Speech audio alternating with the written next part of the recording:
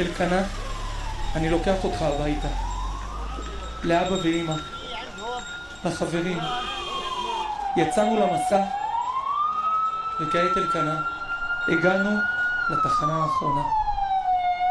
כאן בגוש עציון, ההר הטוב הזה, שפגש כל כך הרבה גיבורים מהעבר ומההווה, מקבל לחלקו כעת אותך, אלקנה נוילנדר, גיבור ישראל, שביום בו אויבינו קמו עלינו להורגנו, עזב הכל ורץ לתוך שטח לחימה, על מנת להציל כמה שיותר חיים במסירות ובגבורה. בכל פעם שפגשתי אותך במהלך הלחימה, תמיד היה מסביבך התלהבות ושמחה. רק נכנסת לחדר וכבר יש אווירה טובה ונעימה. לקח לך שניות ספורות להתחבר לאנשים, ואיתך כמעט מיד אנשים הרגישו כאילו מכירים אותך שנים. משימת הרפואה הייתה בנשמתך, באזרחות ובצבא. עשית זאת בצורה רצינית ביותר שיכולה להיות, תמיד מדוגה, מסודר, כאילו יצאת מאיזה פרוספקט של חיל הרפואה. והכל מתוך הבנת גודל האחריות והמשימה הקדושה. כל כך התלהבת לגלות שאני ראש הישיבה של הישיבה שבה למדת, וכמה שמחתי שבאותה התלהבות שלך, כך גם הרמים שלך, הרב שלום והרב מוטי, דיברו עליך עם אור בעיניים וניצוץ שובבי. מדהים לראות איך אותם כוחות שהתחילו לצמוח אצלך בבית ובישיבה, רק הלכו וגדלו ביחד איתך. משפחת נוילנדר היקרה, הרב אברי, נאווה, כל הילדים, היחידים הנספים בלא משפט שבתוך המהפכה של שטף המלחמה, יש בה ממידת מיתת צדיקים המחפרת. עולים הם למעלה בשורש החיים ומביאים ערך כללי לטובה ולברכה לעולם כולו. כך לימד אותנו הרב קוק זכר צדיק לברכה, שגם בתוך עשן המלחמה ראה את האור הזורח על ציון במהרה. כאבכם אין סופי, אבל דעו לכם שהוא לא פרטי. עם ישראל כולו כואב ביחד איתכם ולוקח חלק באבלכם. זכיתם לגדל בביתכם פרח נפלא, ומתוך החינוך שנתתם בבית ומחוצה לו יצא אלקנה לעזרת האומה.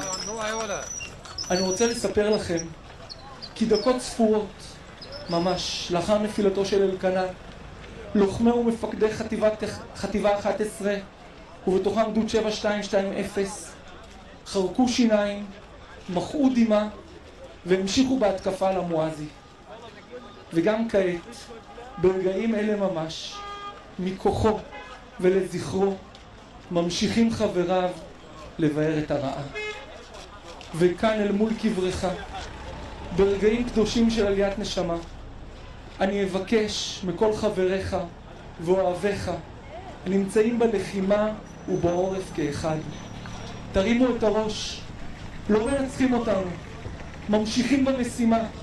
אנחנו קדושים יותר, טהורים יותר, נצחיים יותר, ואנחנו ננצח במלחמה. כואבים את נפילתו של אלקנה, אך בטוחים כי נצח ישראל לא ישקר ולא ינחם, כי לא אדם הוא להנחם. כעומק הכאב, כך עומק המחויבות. ארדוף אויביי ואשיגם ולא אשוב עוד כלותם. אלקנה היקר והמתוק, אתה עולה עכשיו קרוב קרוב לכיסא הכבוד, מקום של הרוגי מלכות שאין כל בריאה יכולה לעמוד במחיצתם. סומך עליך שגם שם תדאג לארגן את הדברים בצורה הטובה ביותר. תתפלל לבעל המלחמות שיצמיח ישועות, שישלח כוחות להורים שלך, למשפחה שלך ולכל החברים שלך, לחיות בתוך ומתוך הכאב הגדול על נפילתך. תתפלל על חבריך ומפקדיך בכל חיילי צבא הגנה לישראל, שיחזרו הביתה בשלום, שעטרת ניצחון על ראשם. תתפלל על חבריך הפצועים ועל שובם המהיר של החטופים, תאמר למלאך המשחית די, ונתפלל כולנו שבמהרה נזכה לאור חדש שיאיר על ציון לטובה. תהא נשמתך המתוקה, צרורה בצרור החיים. אלקנה, אני מצדיע לך.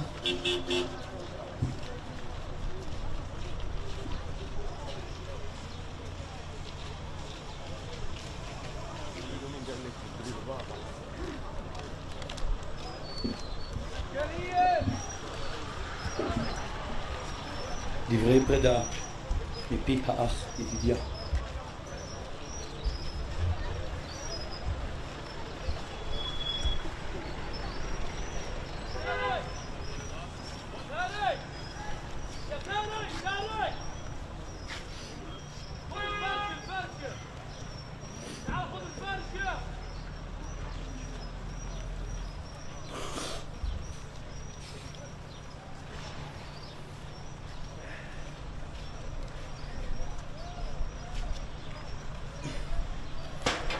להיות אחים זה לא כזה פשוט. להיות אחים זה משהו לא מוסבר. להיות אחים זה להראות את ההבדלים שבינינו. להיות אחים זה לריב על כל דבר קטן, אבל בשלב מסוים לשכוח, להמשיך כלי כלום לא קרה. להיות אחים זה להתעצבן על שטויות שקורות בינינו בבית, אבל אם מישהו בחוץ החליט להציק לאח שלנו, אנחנו נראה לו אם יש לו עסק. להיות אחים זה להרים טלפון ולשלוח הודעה ולשאול בכנות, מה נשמע? אני באמת אוהב אותך אחי, ואני רוצה עמוק בפנים לדעת שאתה בטוב, למרות שאנחנו לא תמיד הולכים באותו כיוון בחיים. להיות אחים זה כאילו יש לך עוגן בבית, בזכותו אתה נשאר, אבל גם לפעמים בא לך לסרוק אותו לכל הרוחות. להיות אחים זה לקפוץ בלילה ממיטה למיטה כמו קופיפים קטנים ולברוח מתחת לשמיכה בטיעון מושלם כשאמא נכנסת לחדר. להיות אחים זה לראות שעמוק בפנים, למרות כל הבחירות הקטנות שלקחנו על עצמנו.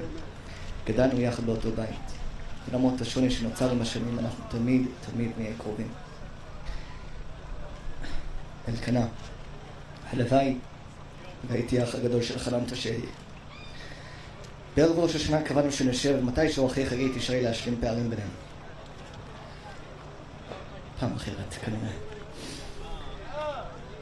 היית אח נהדר, קרצייה שאין כדוגמתך. אוהב אותך בכל לב. תראה, עם ישראל בא ללכות אותך בדרכך האחרונה. הלוואי וניקח מפה כל אחד כוחות הלאה להתחזק ולאהוב כאחים בבית ובעם שלנו. שמור עלינו מלמעלה, אחי.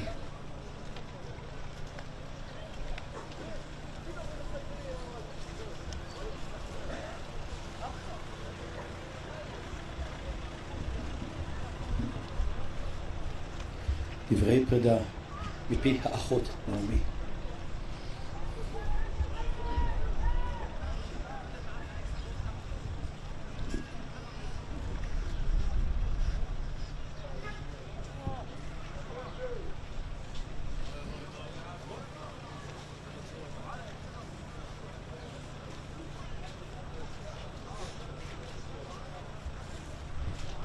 אלקנה, קרצייה שכמותך. איך אפשר להספיד אותך? אני עדיין לא קולטת שאתה לא פה איתנו. היית ותמיד תישאר לך מדהים. תמיד אהבת להקפיק ולשמח אנשים. כל שבת שהיית בבית היה צחוק.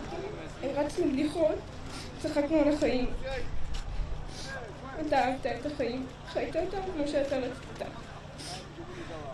אני מקווה שנהנית בזמן הקצר שהיה.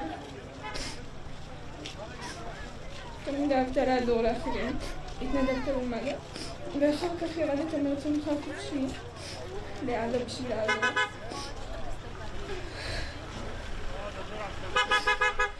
לא היית חייב לרדת, אבל רצית להגן על המדינה שלך, על העם, עליי. היום בבוקר ציירתי אותך, ציירתי ובכיתי. אבל היה דבר אחד שלא הצלחתי לצייר. הדבר הזה הוא העיניים שלך. הברק המיוחד שהיה בהם, לא הצלחתי להעביר לדף. ואני גם לא בטוחה שאצליח. אני מקווה שטוב לך שם למעלה, מתחת לכיסא הכבוד. אתה נהרגת גיבור, ואתה תישאר כזה. אם כבר למות, אז לפחות למות למען משהו שחשוב לך, ולך היה חשוב להגן על המדינה והעם שלך. תשמור על כולנו, אזכור אותך לנצח.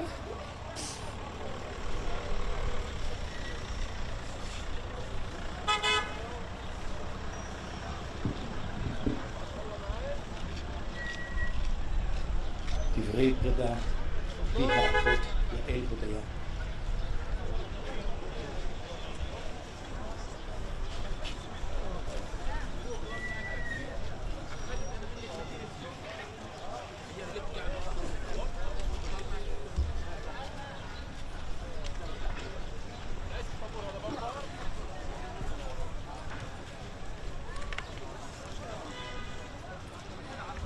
אין אחרי הספידה, במיוחד כמו להיכנס. רק לחשוב שראיתי אותך פעם אחרונה לפני עוד חודש ושבוע, רצית במוצא שאני אצלם אותך ואת אבא ואמא, והתעקשתי גם לעשות איתך תמונה, התמונה האחרונה. היית בן אדם מיוחד, מצד אחד אח קרצייה שאוהב להציק לי ולהוציא אותי מדעתי ולגרום לי לבכות, ומצד שני אח שאני מתעניין איך הולך בלימודים. דואג שאני אשב ללמוד כמו שצריך בתקופת מבחנים ובוחן אותי במסביר הכי טוב איך מתנהלים כל מיני תהליכים בגוף, כי זאת הייתה המומחיות שלך. היית מחובר למדע כמו אינפוזיה. זה היה האוויר לנשימה שלך לטפל, להציל חיים בכמה שיותר. ברמה שירדת לדיירי בשבוע הראשון למלחמה וטיפלת והצלת שם כל כך הרבה. היית בחור כל כך מוכשר עם זה בבישול, בנגינה, עיצוב ועוד כל מיני. והכל היית משקיע את הנשמה, אם זה לשבת ולחרוש כל הקיץ עד השעות הקטנות של הלילה בשביל להישאר ב5 יחידות מתמטיקה או פסיכומטרי, או זה שלא דיברת איתי חודש כי אמרת לי שאתה בתקופת מבחנים ואתה רוצה להיות מצטיין דיקן. את הכל עשית עם אנרגיות מטורפות, אין לי מושג, גם אם ישבת שעתיים בלילה היית מגיע עם חיוך ואנרגיות ומשתגע עם הדידוש מהמיכאיצ'וק שעכשיו יגדלו רק על הסיפורים על הדוד השטות כשהלך ולא חזר. היה לך לב טוב, אהבת את האקשן ואת הדרמות, אז דווקא מתאימה לך הדרך שבה הלכת, כי אם כבר לעלות לשמיים אז ישירות לגן עדן בלי שום עצירות ביניים. קראתי אתמול דברים שחברים שלך כתבו, ונראה שאתה יכול להזיז זרים, אז אם אתה רוצה, בבקשה תלך אל הקדוש ברוך הוא ותגיד לו שזה לא הגיוני שצריך להילחם ולאבד כל כך הרבה בשביל המדינה שהיא שלנו בזכות ולא בחסד. יש לנו יותר מדי משפחות שכולות שרק מחכות לביאת המשיח לתחיית המתים. תבקש עלינו רחמים, כי כשאתה רוצה משהו אף אחד לא יכול לעבוד בדרכך. יהיה לנו פה קשה בלעדיך.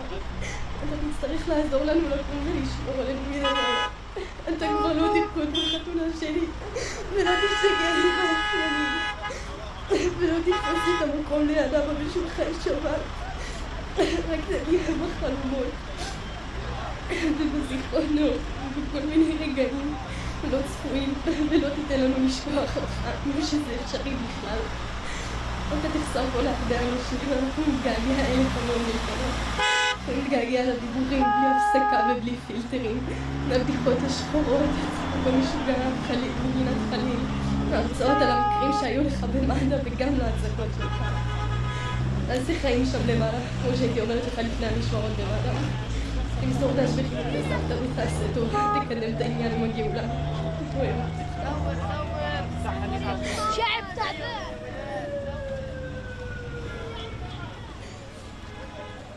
والله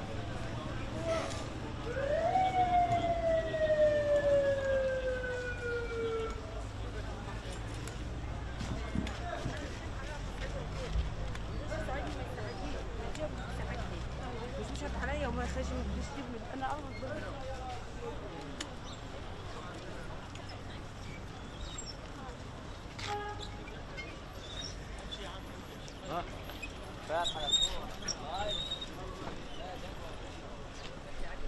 דברי פרידה מפי האח אריאל.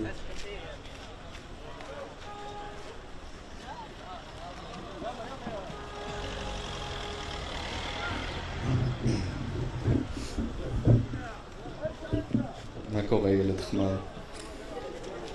כולם פרגנו לך, גיבור ישראל, תותח.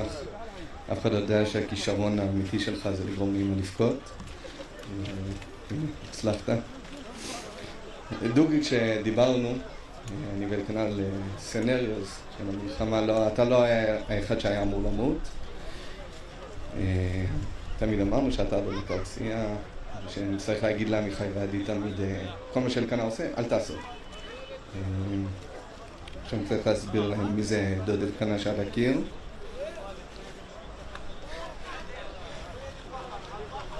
אז אין לך פינה, כמו שהיה לך, המקדש שלך, הייתי באירוע ופגשתי מישהי מהכפר וגילינו שיש לך בחדר מקרה שאסור לאף אחד לגעת, תמונות של עדי ועמיחי. אז במקום שתוסיף שם עוד תמונה, נעשה לך אצלנו תמונה. זהו. עכשיו דפקת אותנו, נכנסת למתחם שצריך להכניס לשמות הבאים, גם מכאנה, ולא נראה לי שיש למישהו כוח להיות כמוך. עד שהתחלת להתנרמל, אני לא מגזים, זה בסדר. הוא הולך. אחרי 24 שנה שאנחנו איתך, התחלת להתנרמל, שמעת שיש כניסות חינם לגן עדן, ישר קפצת והתקמבנת על זה, במציאות טקטית התקמבנת, ונכנסת, חינם מרגש אותך.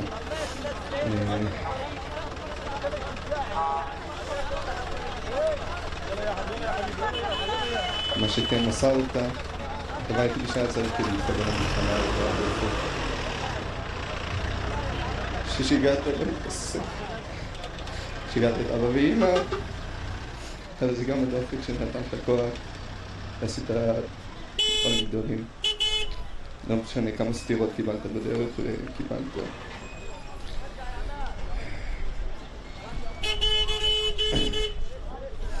עכשיו בשולחן שבת שאבא יגיד שאני ילד את השיח, לא יהיה את מי להאשים, בכלל לא איתנו.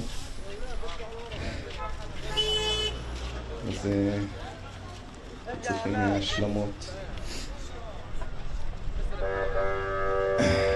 וזהו, שמור עליך שם למעלה. ניצחת, 1-0 לך, גרמת לי לבכות. אם היית פה היית בטח, אם זה היה מישהו אחר היית מצלם מהצד, עושה גיף, שולח לקבוצה המשפחתית, תראו להיות בוכה. אז אין לך את זה, אני בטח שמישהו יעשה את בשבילך. אוהב אותך.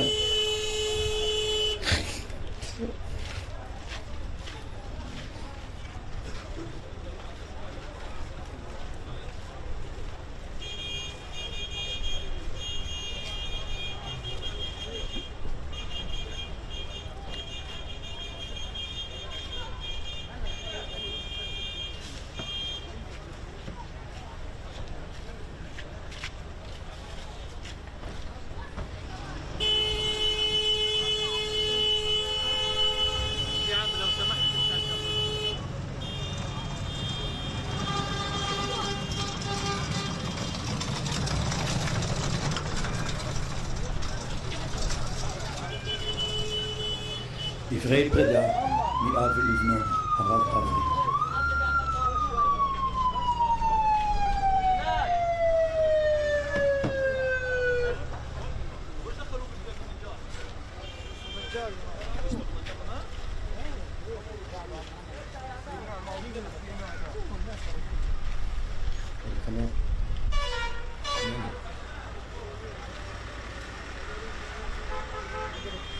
אם היית צריך לתכנן את הלוויה שלך, מה היית מתכנן?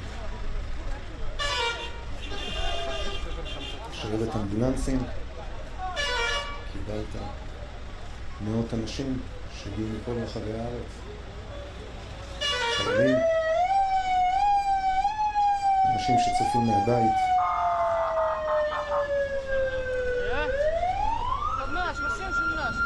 אנשים שאוהבים אותך, אנשים שבאו לראות אותך. תמיד הפתעת אותנו כאן.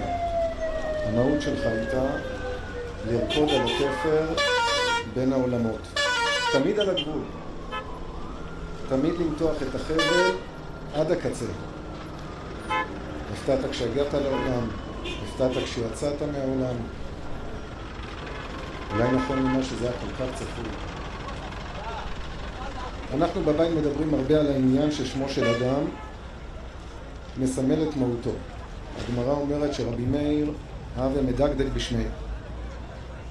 כשנולדת רציתי לקרוא לך יוסף, זה היה קשור לפרשת השבוע ויחי, זה היה קשור למידת היסוד. יוסף כל הזמן נע על ציר האקסטרים. מתחים עם האחים, מכירת יוסף, אצל פוטיפר, בכלא, משנה למלך, השליט. אמא העדיפה לקנה. שם מיוחד, קשור לשילון, כל המשכן. רק אחרי תקופה הבנו שאלקנה היה עולה לרגל כל פעם מכיוון אחר. כל פעם היה עולה עם קבוצות אנשים שונה. מארגן את העניינים סביב המשכן, מחובר לקודש, מחובר לאנשים. כאדם מן השורה, קשה היה לחיות באופן כזה. היום בטח היו אומרים שאלקנה היה היפראקטיבי. אנחנו עדיין מאמינים שבזמן נתינת השם נזרקה באדם נבואה, ושמו של אדם זו מהותו. אלקנה, הצמאון שלך להבין כל דבר באמת, ברפואה, בלימודים, בהלכה. היה לך כל כך הרבה ידע. תמיד היית, תמיד נכחת, תמיד בקול ובגדול. אפילו עכשיו כשבאתי להסתכל עליך, פנים שלבות, יפה, כמו שאלקנה היה רוצה. אהבת את המשפחה, תמיד וידעת שיהיה שמח ותמידה, שנמצא בשליטתך כמובן. כל פעם הפתעת כל כך הרבה דברים. עשית חסד, עזרת לכל כך הרבה אנשים. בבית, במטה, בבית הספר, בגרעין, בצבא, באוניברסיטה. תמיד שילבת בין עולמות, כפי שדיברו אחים ואחיות שלך. אנחנו בטוחים שגם בשמיים לא תצליח לשבת בשקט. עלית כקדוש, נהרגת בגלל שאתה יהודי. היה לך חשוב להילחם על ארץ ישראל. היית רובעי 02, מה עשית שם בפנים? כל כך נאבקת כדי להיכנס לשם. תגיע לפני כיסא הכבוד, לא תגיע, תקפוץ לפני כיסא הכבוד. תיגש ישר לריבונו של עולם. תגיד לו, תדרוש ממנו. תגיד לו, אנחנו מבינים את הדבר הבא. יש מדרש על 10 הרוגי מלכות שהגיעו ואמרו להם שבגלל מחירת יוסף הם נהרגים. ישמעאל כהן גדול עלה לשמיים לברר את העניין. הוא שאל, איך ייתכן שחיכו כל כך הרבה שנים ל10 הרוגי מלכות? למה לא עשו את זה קרוב יותר לתקופת השבטים?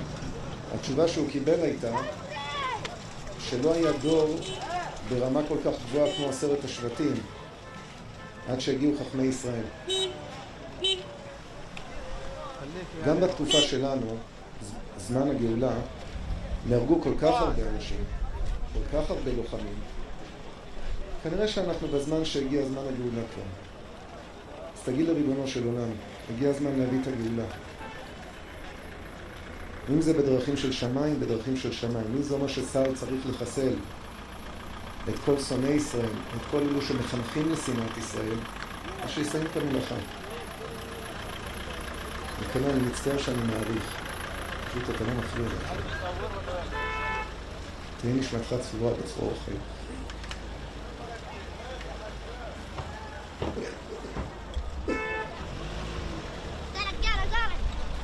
דברי פרידה מפי טל, חבר לצוות, בשם מפקד הצוות.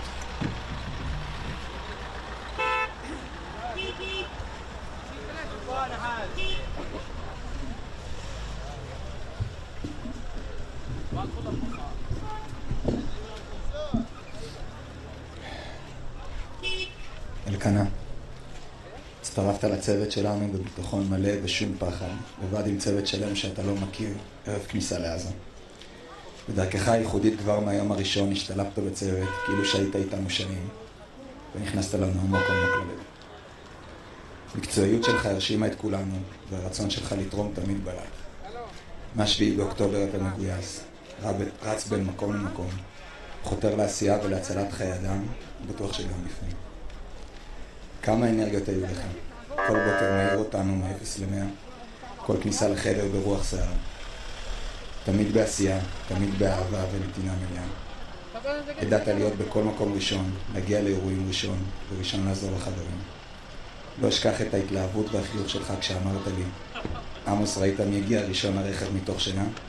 כשהרגשת לנו ציוד רפואי מהרקדן. כשרצית משהו אף אחד לא עמד מולך, ידעת להציק ולשגע את כולם, מהאפסנאי ועד המעוק, בזמן הפנוי דאגת לנו לתרומות, תמונות, עדכונים וקשר עם הבנות בבית. דע לך שראינו והערכנו אותך מאוד. אלקנה, סליחה שלא הייתי שם איתך, ותודה על תקופה מדהימה שזכינו להכיר אותך. תדע שאנחנו אוהבים אותך, מעריכים אותך וגאים בך.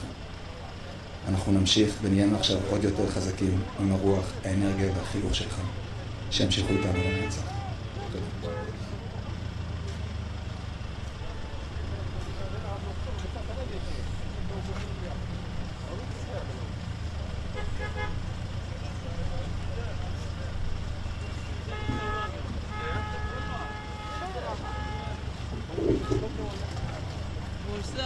תפילת אל מלא רחמים, מפי החזן הצבאי, נא לעמוד.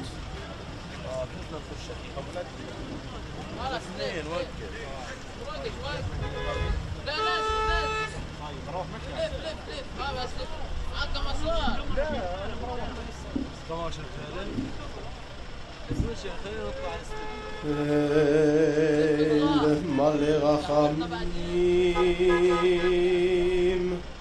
שוכן במרומים, המצא מנוחה נכונה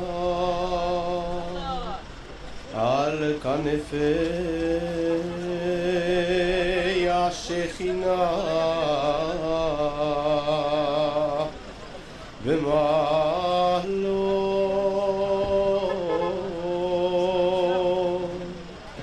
קדושים, טהורים וגיבורים, כזוהר הרקיע,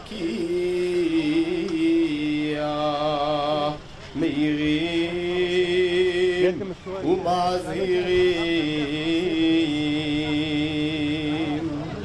לנשמת הנגד מצבא הגנה לישראל, רב סמל אלקנה בן הרב אברהם יצחק ונבע, למשפחת נוילנדר שמסר נפשו על קדושת השם ונפל מת גיבורים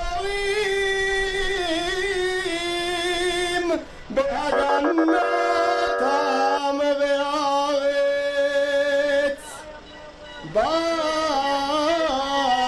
בעבור שאנו מתפללים לעילוי נשמתו בגן עדן,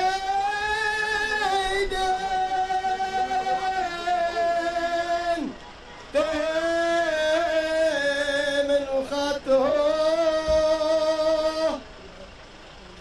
לכן בעל הרחמים יסתירהו בסתר כנפיו לעולמים,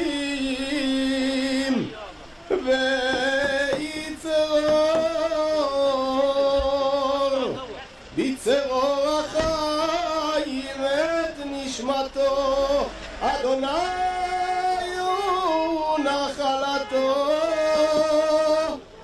וינוח בשלום על משכבו, ויעמוד לגורלו לקץ הימין, ונאמר אמן.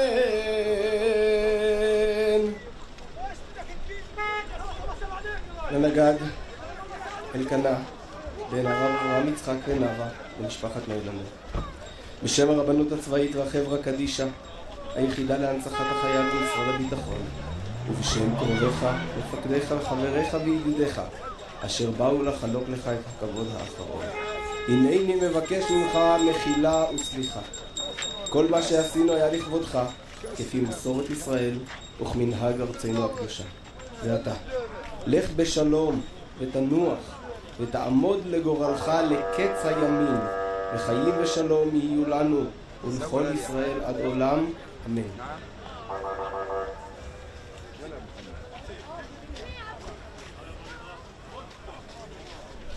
טקס הנחת הזרים. זר צבא ההגנה לישראל, סגן אלוף ירון פרץ.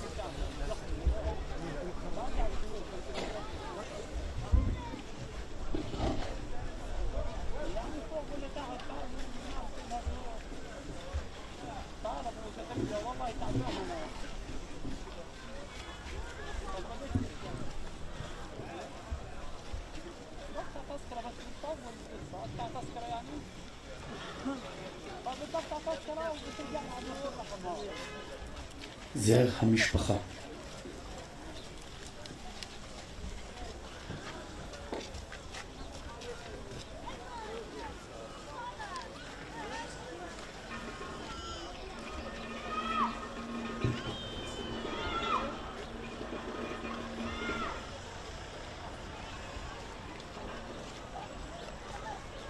ועתה יומחו יתר הזרים.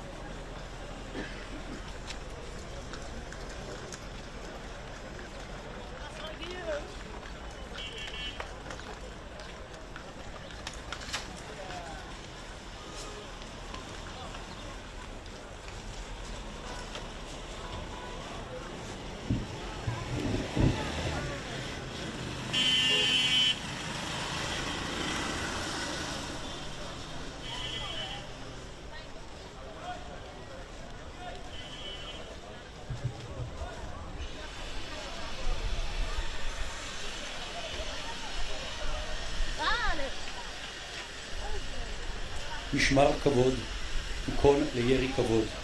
קצינים ונגדים יצדיעו בדגל.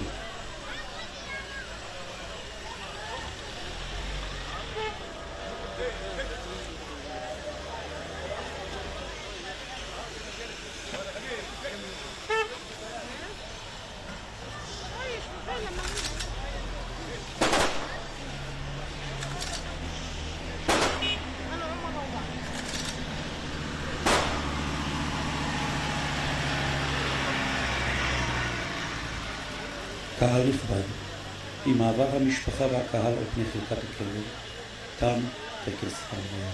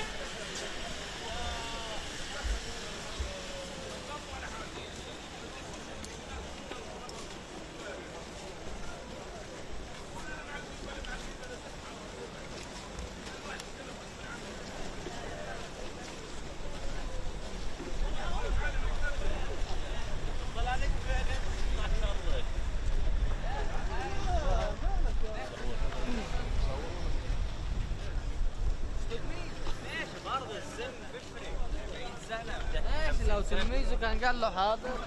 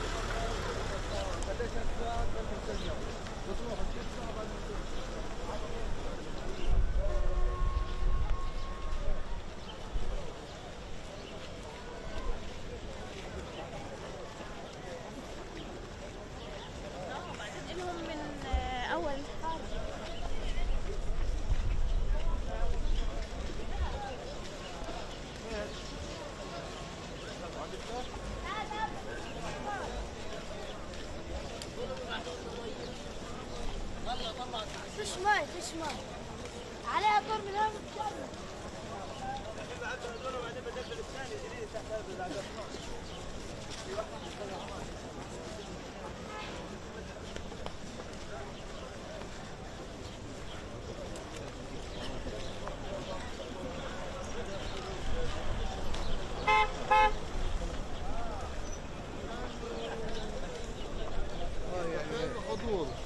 طيب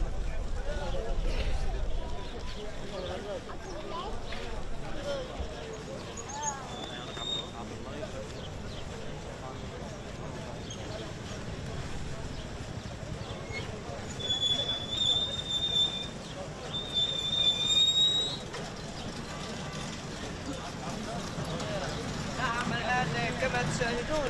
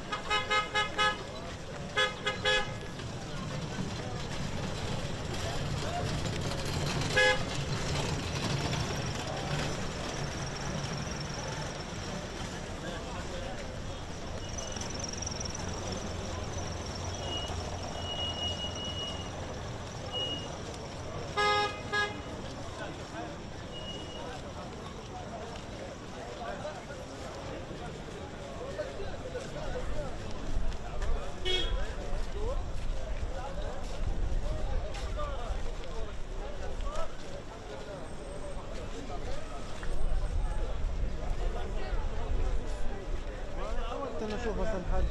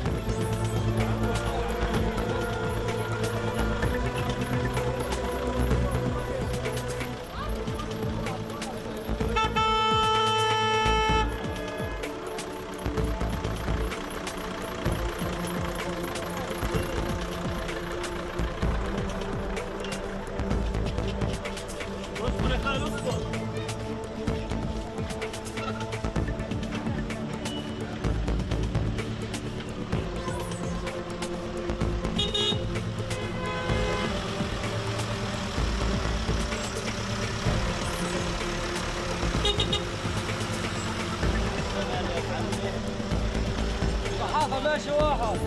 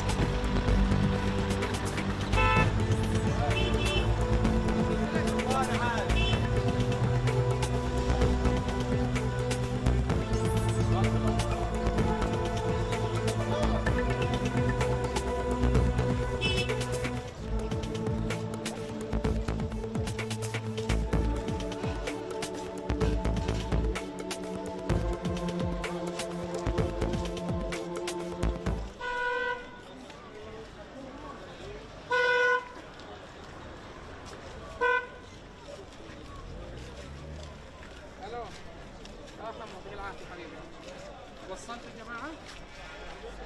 طيب أنا هي دلوقتي جاهزين. لا جاهزين على الفوق.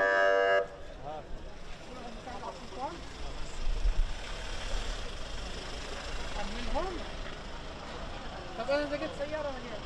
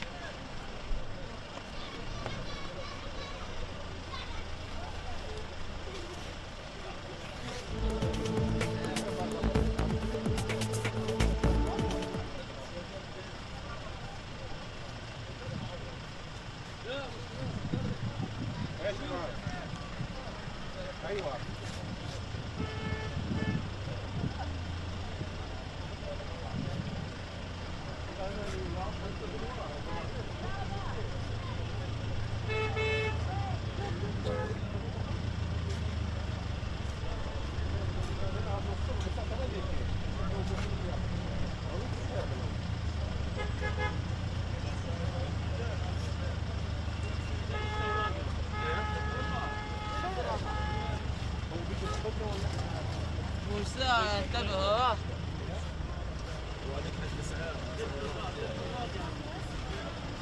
شفنا الفرشة خلاص اثنين وقف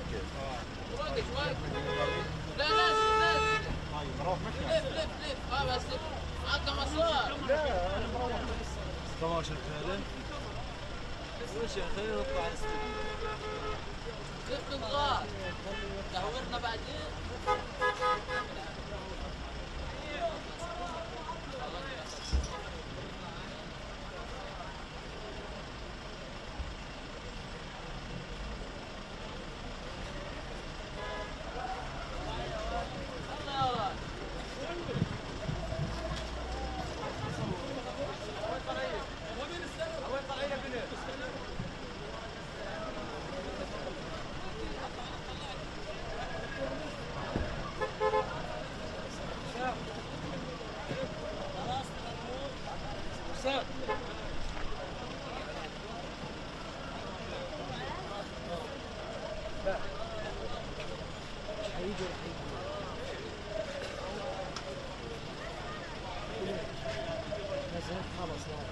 قدم شوي يا زلمه.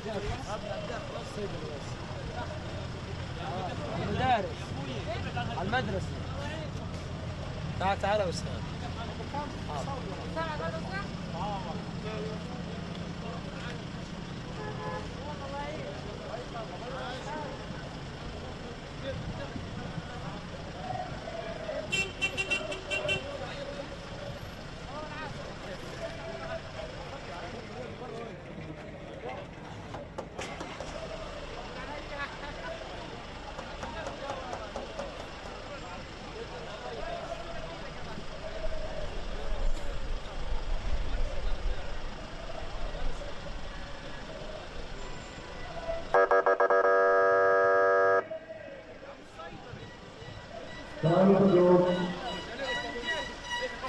אנחנו רוצים לפתוח את מעמד התפילה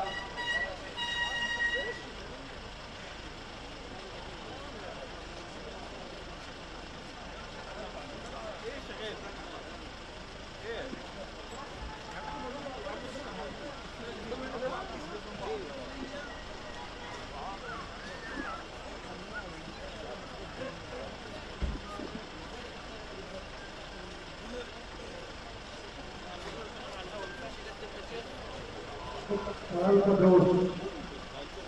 מעמד הזה ממשיך את הקרוב הספירה בכותל המערבי שנוסדו על ידי מרן הראשון לציון הקרוב הקרובה ביותר בקריסתית לברכה ועתה במעמד המשיכותו הראשון לציון הרב הראשי לישראל הגאון רבי יצחק יוסף שליט"א הרב הראשי לישראל הגאון מצחיק האוזניט"א הגאון משה סידורית וחלקיקה וקוראים הרבנים תפילה להביא שעתו ומצפה השם ולשפוך כוחו. אחים ואחיות, אנחנו עומדים כאן היום עומדים חומים וכואבים. אנחנו עומדים כאן היום כואבים לשישים ומדינת ישראל. דברים שציפינו ולא ידעו שוב והנה הם באו. אחים ואחיות שלנו חטופים לפני העולם. אחים ואחיות שלנו שמברכים את נפשם בזרועות הביטחון. אחים שלנו זוכרים פצועים בבתי חולים. אחים שלנו גולים בעיקר. אחים ואחיות שלנו משפחות שכולות יתומים ואלמנות שכואבים את נפילתה של יקיריהם. כולנו אחים. כולנו נמצאים, הלוא כולנו נשמה אחת. אנחנו עומדים כאן נגד ראש חודש כדי לזרוק לשמיים, לזרוק על הצער, על הכאב, לבקש את התקווה, אין לה לפנה עליהם, אין לה לשמור עליהם, אין לה להחזק כולנו ביתם, בריאים ושלמים עכשיו, אין לה קטע אין לחמה, תושיע את עמך ותפרק את נחלתך.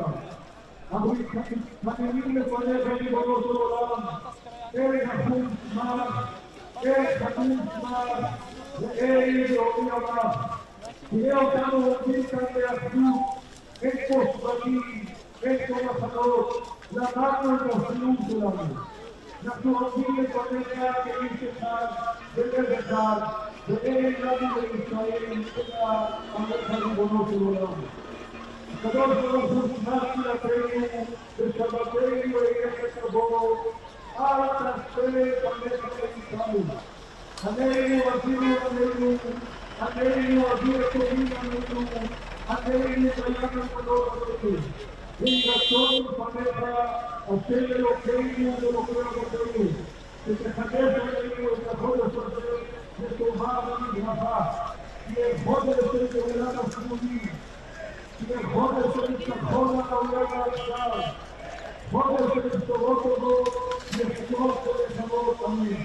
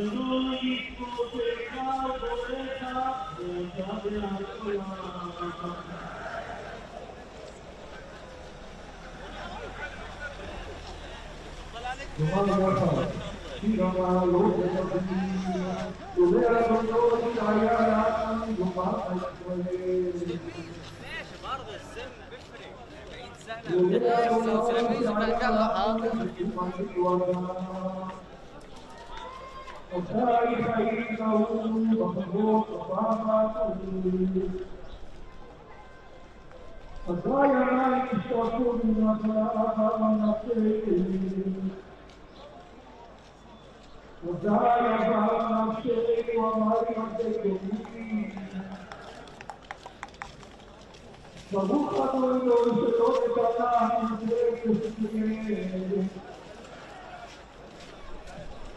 מסבינו כתיבום ותמכה שופטים עליו נדבר ואנחנו נתנו אצלנו בשביל עבודו יוצא שדם בארץ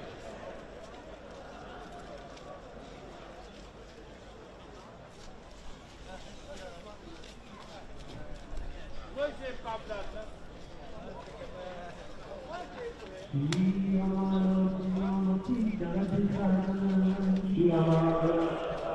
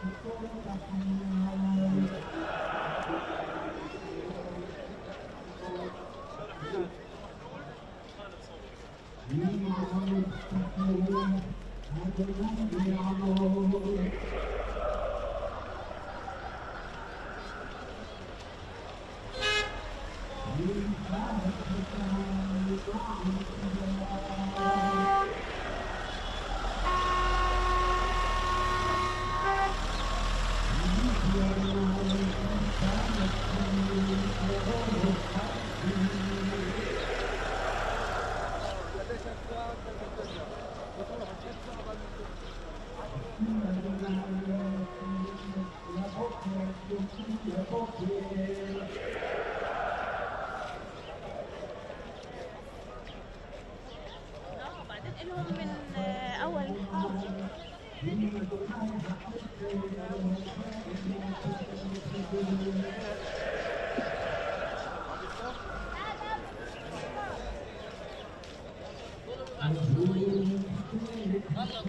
فيش ماي على طول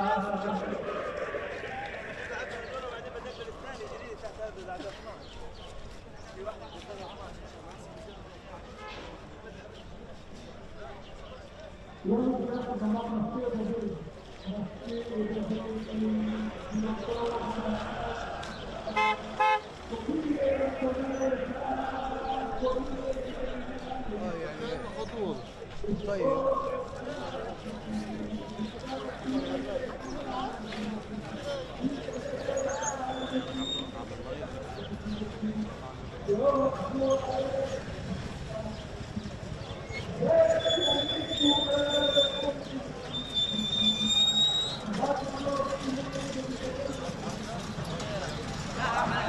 كما تشاهدون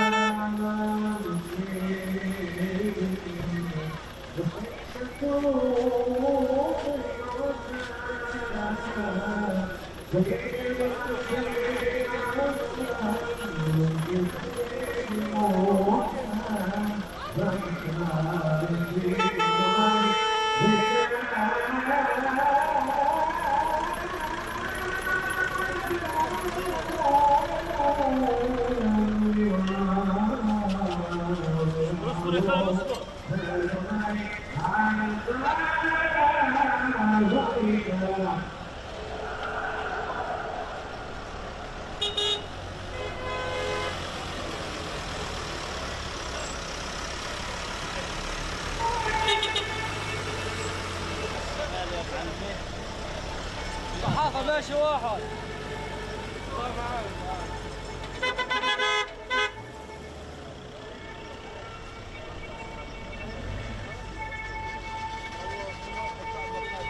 كان قوي برضه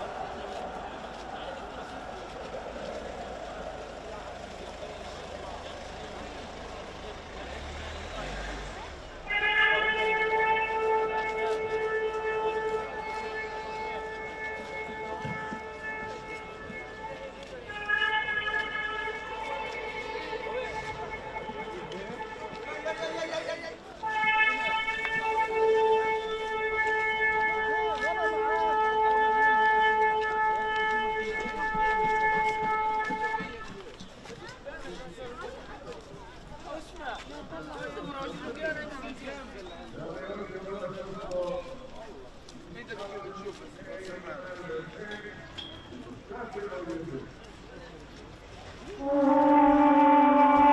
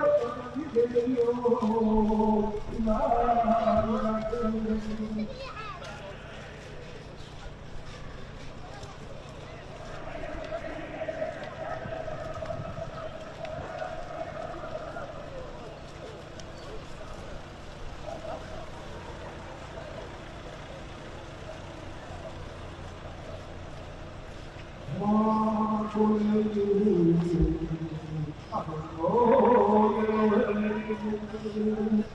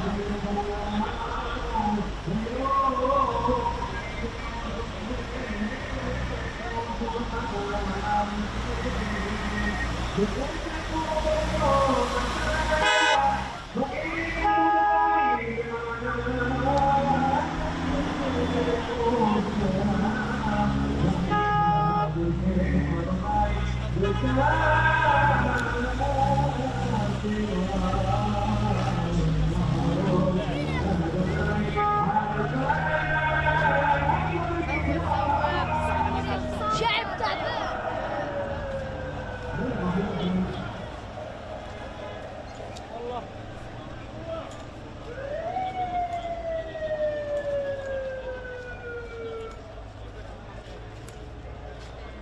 وطلعت كل أرض كمان.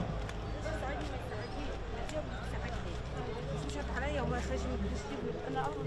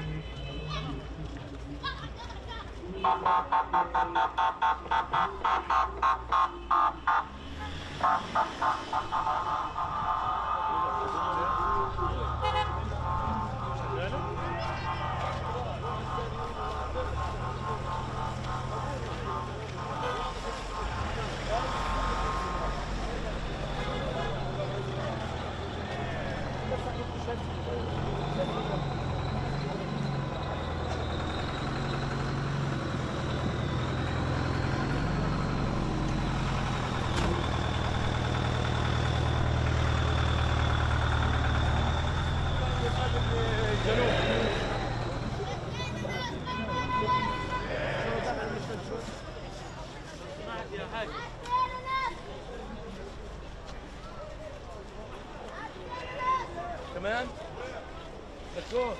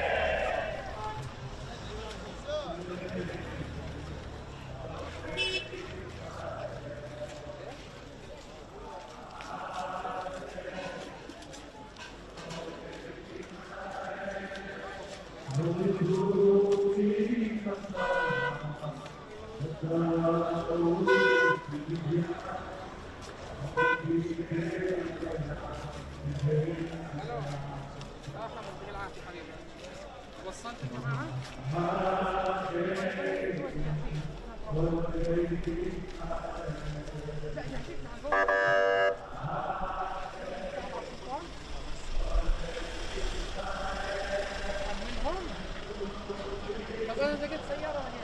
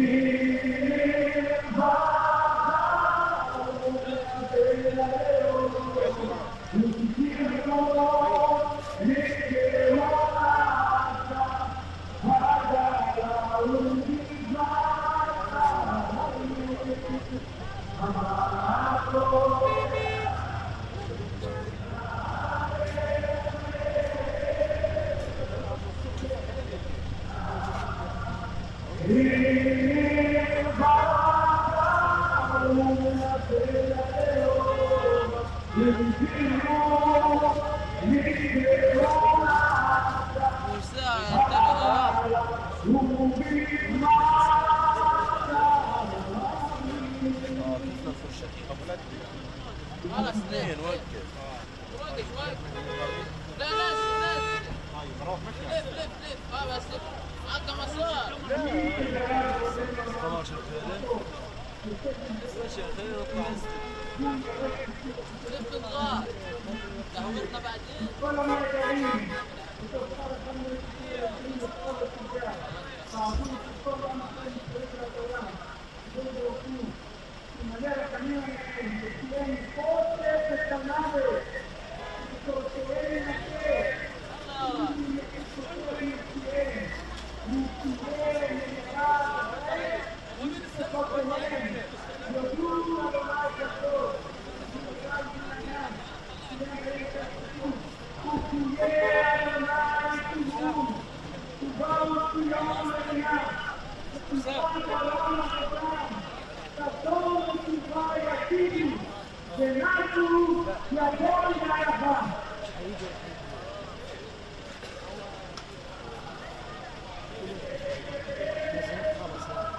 قدم شوي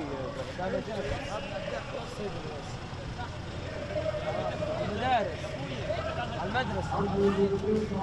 تعال بس.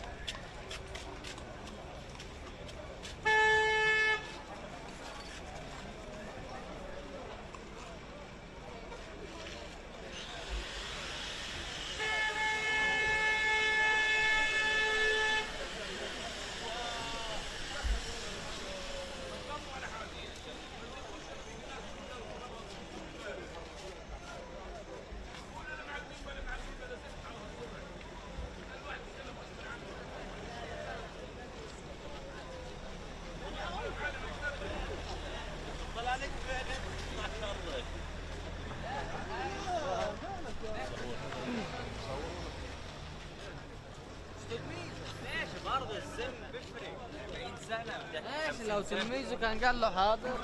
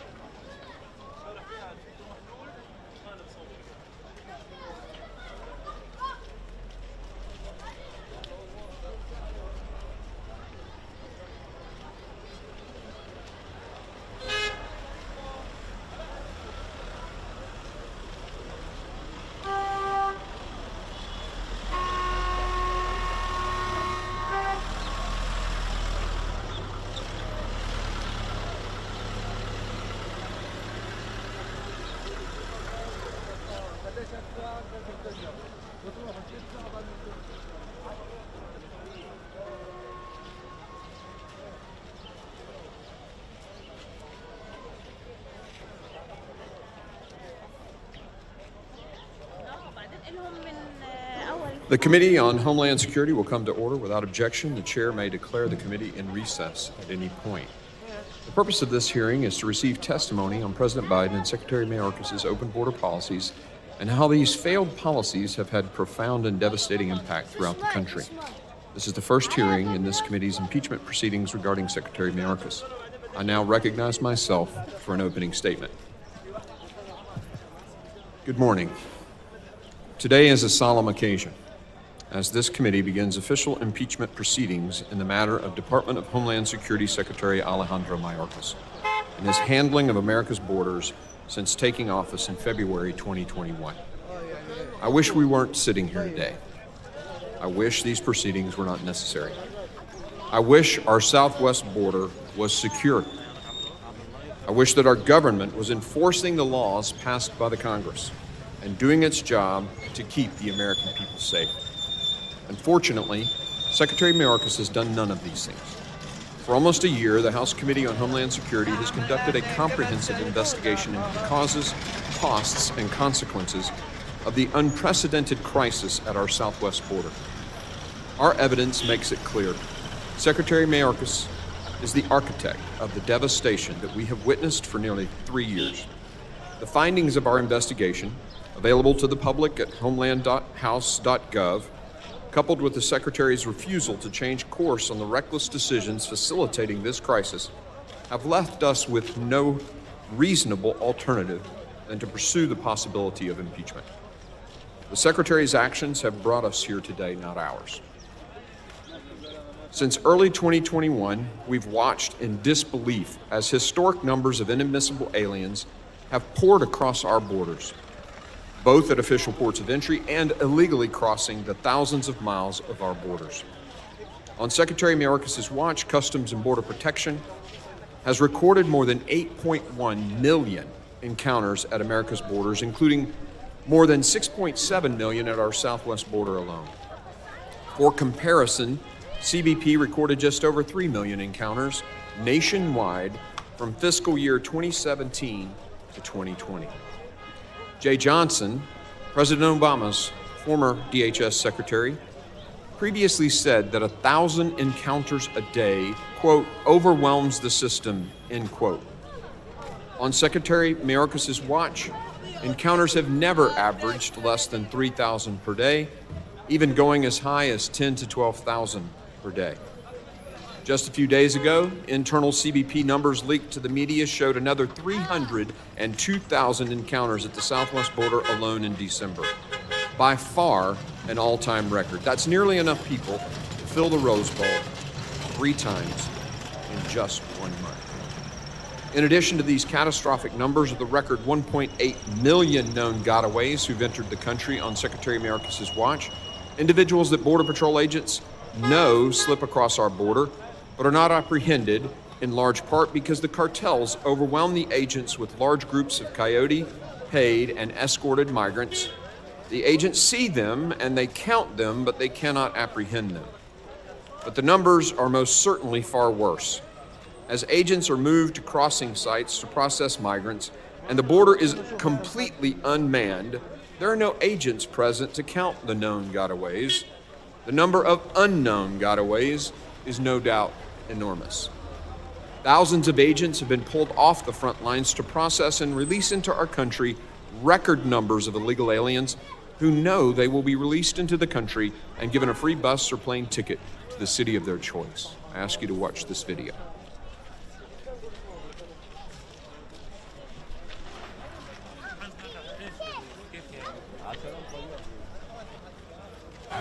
A border shutdown in El Paso, Texas, as hundreds force their way onto the Paso del Norte International Bridge. Title 42 has officially expired.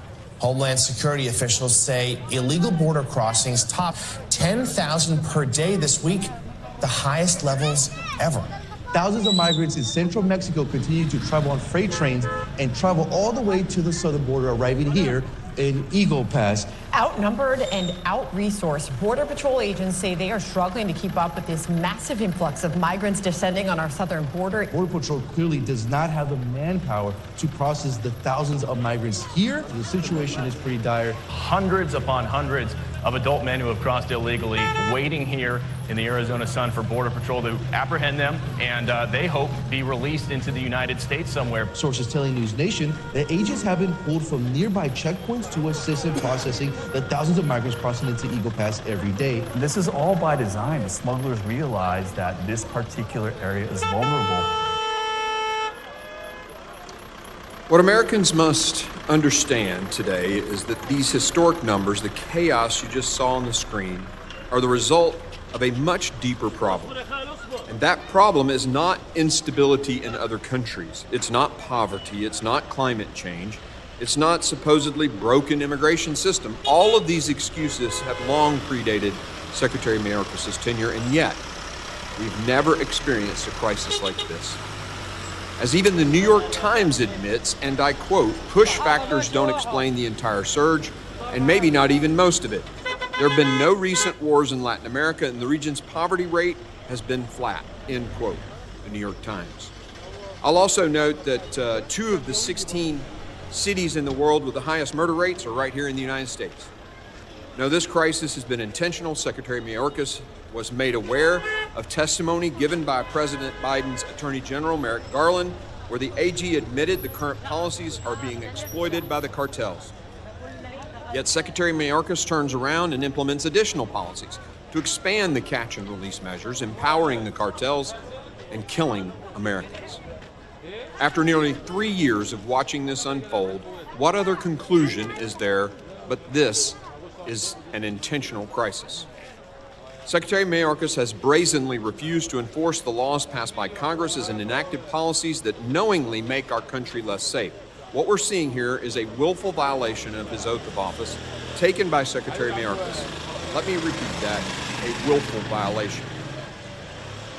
Secretary Mayorkas has used mass parole to release more than 1.5 million inadmissible aliens into the country, despite the Immigration and Nationality Act stating that parole is to be used only as an, I quote, case-by-case, end quote, and, quote, temporary basis for a, quote, significant benefit or urgent humanitarian reason, end quote.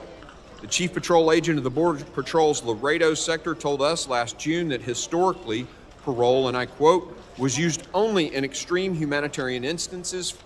If a child was sick, had to go to the hospital, we'd parole the parent or something like that. But that was very rare. It wasn't an everyday thing, end quote. This Border Chief is right. The scale of Secretary Mayorkas' mass use and abuse of parole is unprecedented and has been declared inconsistent with the laws passed by Congress by multiple federal judges, but remains a central component of Secretary's agenda. The Immigration and Nationality Act also requires that illegal aliens apprehended crossing the border be detained, pending their removal proceedings. Secretary Mayorkas has ignored this law. In fiscal year 2013, according to DHS's own numbers, the Obama administration detained 82% of illegal aliens from the moment they were encountered until their case was decided, and another 9% were held for at least some portion of time after that. That's a pretty good track record, and under a Democrat administration. In Secretary Mayorkas' first year on the job, that 82% number dropped to just 10%. Illegal aliens not detained at all jumped from 9% to 64% in FY21. In a court opinion earlier this year, federal judge Kent Wetherell wrote, and I quote, "The evidence establishes that in late January or early February of 2021, DHS made a discrete change in detention policy from release only if there is a compelling reason to release unless there is a compelling reason not to," end quote.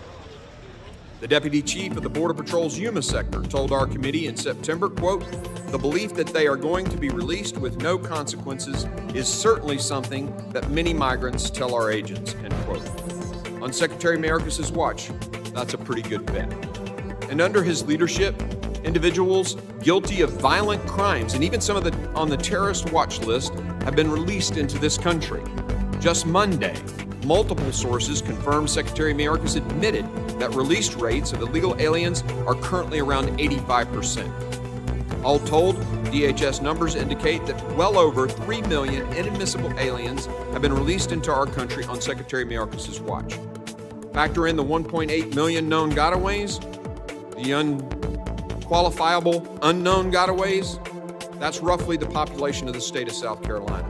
Not only has Secretary Mayorkas refused to detain these individuals in accordance with the law, but he has also made it nearly impossible for Immigration and Customs Enforcement to remove them.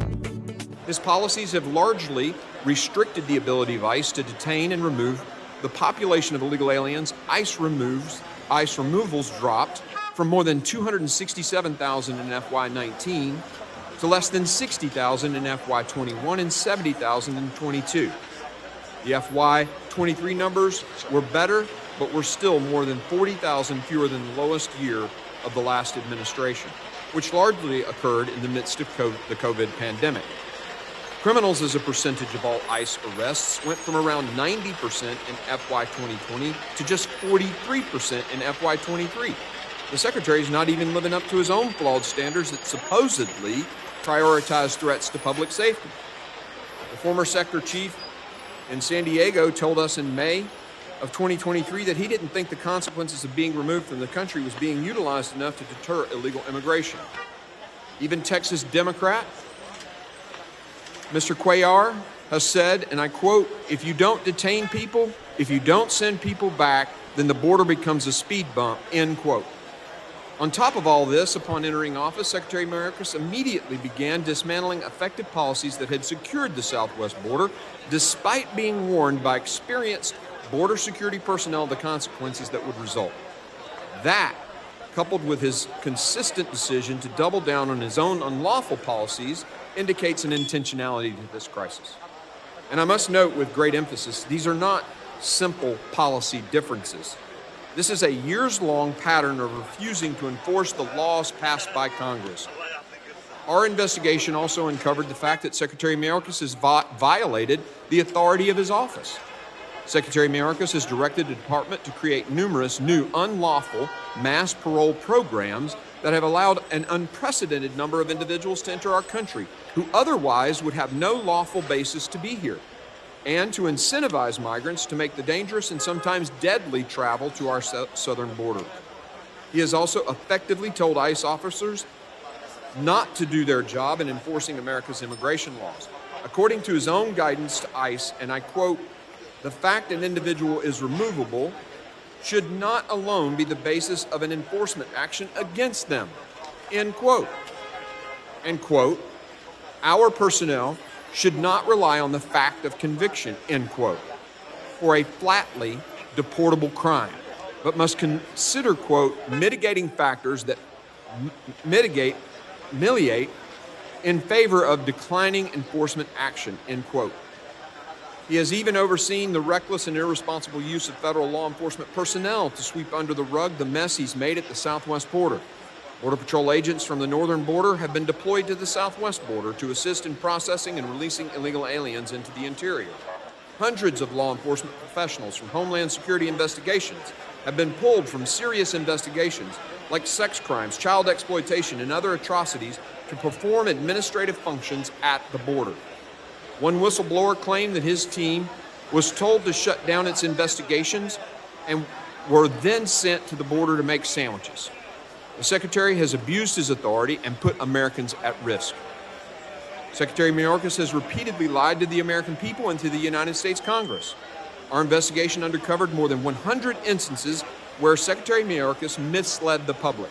Notably, he claimed in April 2022 hearing to have operational control of the southwest border as defined by federal statute. This was false. He then told another lie by claiming in subsequent hearings that he does not use the statutory definition of operational control, despite doing so in that 2022 hearing. Watch for yourself. Will you testify under oath right now? Do we have operational control, yes or no? Yes, we do. We have operational control of the borders. Yes, we do, and Congressman, we are working to... So what operational control define? in this section, the term operational control means the prevention of all unlawful entries into the United States, including entries by terrorists, other unlawful aliens, instruments of terrorism, narcotics, and other contraband. Do you stand by in your testimony that we have operational control in light of this definition? Congressman, I think the Secretary of Homeland Security would have said the same thing in 2020 and in 2019. That's the definition of Based operational upon the control. definition you have, sir, up there, no. We don't have operational control. No, sir. With respect to the definition of operational control, I do not use the definition that appears in the Secure Fence Act. Do you admit that your policies have led the country farther away from operational control of the border as defined by the Congress? Congressman, no, I do not. If you will recall when you testified here in front of me when I asked that question, when you very clearly stated we do have operational control, when presented with the actual definition of operational control, you didn't hesitate. You said, I do. And you, in fact, then referred back and said, I believe that my predecessors would have said the same thing. You looked straight at the American people, straight at me, straight at every person on this committee, and said, we have operational control. Why?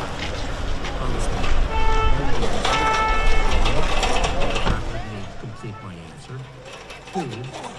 Or give me your second point. Go ahead. Thank you. Two, the Secure Fence Act defines operational control as not a single individual crosses the border. I'm aware. I read it, and I read it to you, and you read it, and in fact, you said, I do. You didn't hesitate. You didn't say, I do. I need to explain what I mean by I do. You said I do over and over again. Secretary Mayorkas told this very committee in September 2021, and I quote, "The border is no less secure than it was previously," end quote. CBP recorded more than 192,000 encounters at our border that month alone, compared to around 58,000 the prior September. It was clear the border was not secure, so why did he mislead Congress? Another video, please.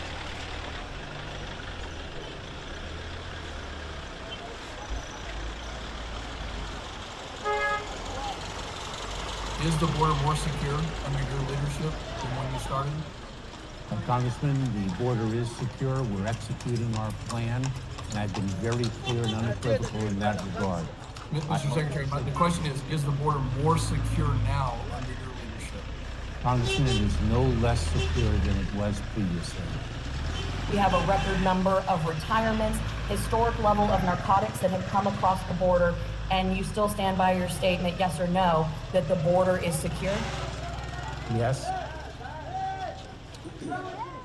He even stood at the White House podium in September 21 and falsely accused mounted Border Patrol agents in the Del Rio sector of whipping illegal aliens crossing the border. Earlier that same day, DHS emails showed that his staff had informed him that an eyewitness said no whipping occurred, yet he advanced the narrative at the highest levels anyway. One sector chief told us, and I quote, "We never whipped anybody. It was never really cleared up, and that takes a toll on our agents," end quote. Please play the video. We are very troubled by what we have seen. One cannot weaponize a horse to aggressively attack a child. We know that those images painfully conjured up the worst elements of our nation's ongoing battle against systemic racism. First of all, the images, as I expressed earlier, the images horrified us in terms of what they suggest and what they conjure up in terms of not only our nation's history, but unfortunately the fact that that page of history has not been turned entirely. And that means that there is much work to do, and we are very focused on doing it. An email obtained through a records request reveals that DHS Secretary Alejandro Mayorkas was privately alerted by DHS officials that the whipping narrative behind the infamous horseback Border Patrol photos wasn't true. But at a press conference hours later, Mayorkas didn't stop or dispute that narrative. This is just a taste of Secretary Mayorkas' misconduct. However, I want to close by reminding everyone that we're here today not only because House Republicans are determined to hold Secretary Mayorkas accountable, but because more than 200 House Democrats voted on November the 13th to refer articles of impeachment to our committee. We're now acting in a bipartisan way, I suppose, in taking up those very articles. And I briefly want to make it clear to the American people. Secretary Mayorkas's refusal to follow the law is sufficient grounds for impeachment proceedings. The constitutional history is overwhelmingly clear on this subject. The founders designed impeachment not just to remove officials engaged in criminal behavior, but those guilty of such gross incompetence that their conduct had endangered their fellow Americans, betrayed the public trust, or represented a neglect of duty. According to one scholar, there is, and I quote, a settled understanding beyond dispute that impeachable offenses are not limited to prosecutable crimes. Rather, the framers of the Constitution understood, and the House of Representatives has consistently concluded, that the impeachment power reaches all manner of gross misconduct in office that does serious harm to the U.S. political system, the U.S. constitutional order, or the people of the country. The actions, policies, and statements of Secretary Mayorkas easily meet the standards, end quote. Over the next few hours, you might hear a lot about process and procedure, and after a thorough year-long investigation, this committee is following the Constitution and procedure as directed by the House's vote this past November. Make no mistake, attacks on the integrity of the process are meant to distract you from the deadly consequences of our open border. Unprecedented cartel control of our southwest border, with record amounts of fentanyl flooding across between ports of entry and into our communities, killing tens of thousands of Americans every year. Over 300 individuals on the terrorist watch list apprehended illegally crossing the southwest border since FY 2021, compared to just 14 from FY 2017 to 2020. Families devastated by violent criminal aliens who have committed murder, rape, and assault, to say nothing of the vehicular crimes committed. CBP and ICE personnel losing faith in their mission. They and their families bearing the brunt of this onslaught at the border. The human costs of this crisis are very real. The dollar costs of this crisis have been astronomical as well. New York City alone projects that it will have to spend $12 billion dealing with the flow of illegal aliens into the city by 2025. And it is even cutting the police force to pay for it. One county in Texas had to cut salaries to afford burials and cremations of illegal aliens found dead in their jurisdiction. These costs will be felt for years to come. As I stated when we started this investigation almost a year ago, we will follow the facts. We have done just that, and the facts have led us here. I look forward to the testimonies of these distinguished attorneys general who have watched this crisis play out unabated in their states. For the sake of our homeland security and the well-being of the people of the United States, Secretary Mayorkas must be held accountable. I now recognize the ranking member, the gentleman from Mississippi, Mr. Thompson, for his opening statement. Thank you very much, Mr. Chairman. Mr. Chairman, in April, before this committee even began its so-called impeachment inquiry, Chairman Green promised donors at a campaign event that he'd bring an impeachment case against Secretary of Homeland Security Alejandro Mayorkas. According to a recording of his comments obtained by the media, the chairman went on to tell those deep-pocket contributors to, quote, get the popcorn and, quote, it's going to be fun. The chairman may have thought that only those in the campaign event would hear his remarks, but the truth has a way of coming out. His promise to a room full of donors tells the American people all they need to know about why Republicans are hell-bent on impeaching Secretary Mayorkas.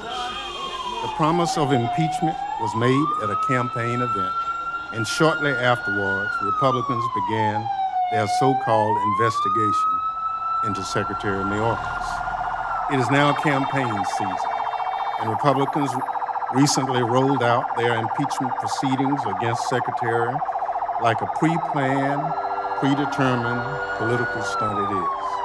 This is not a legitimate impeachment.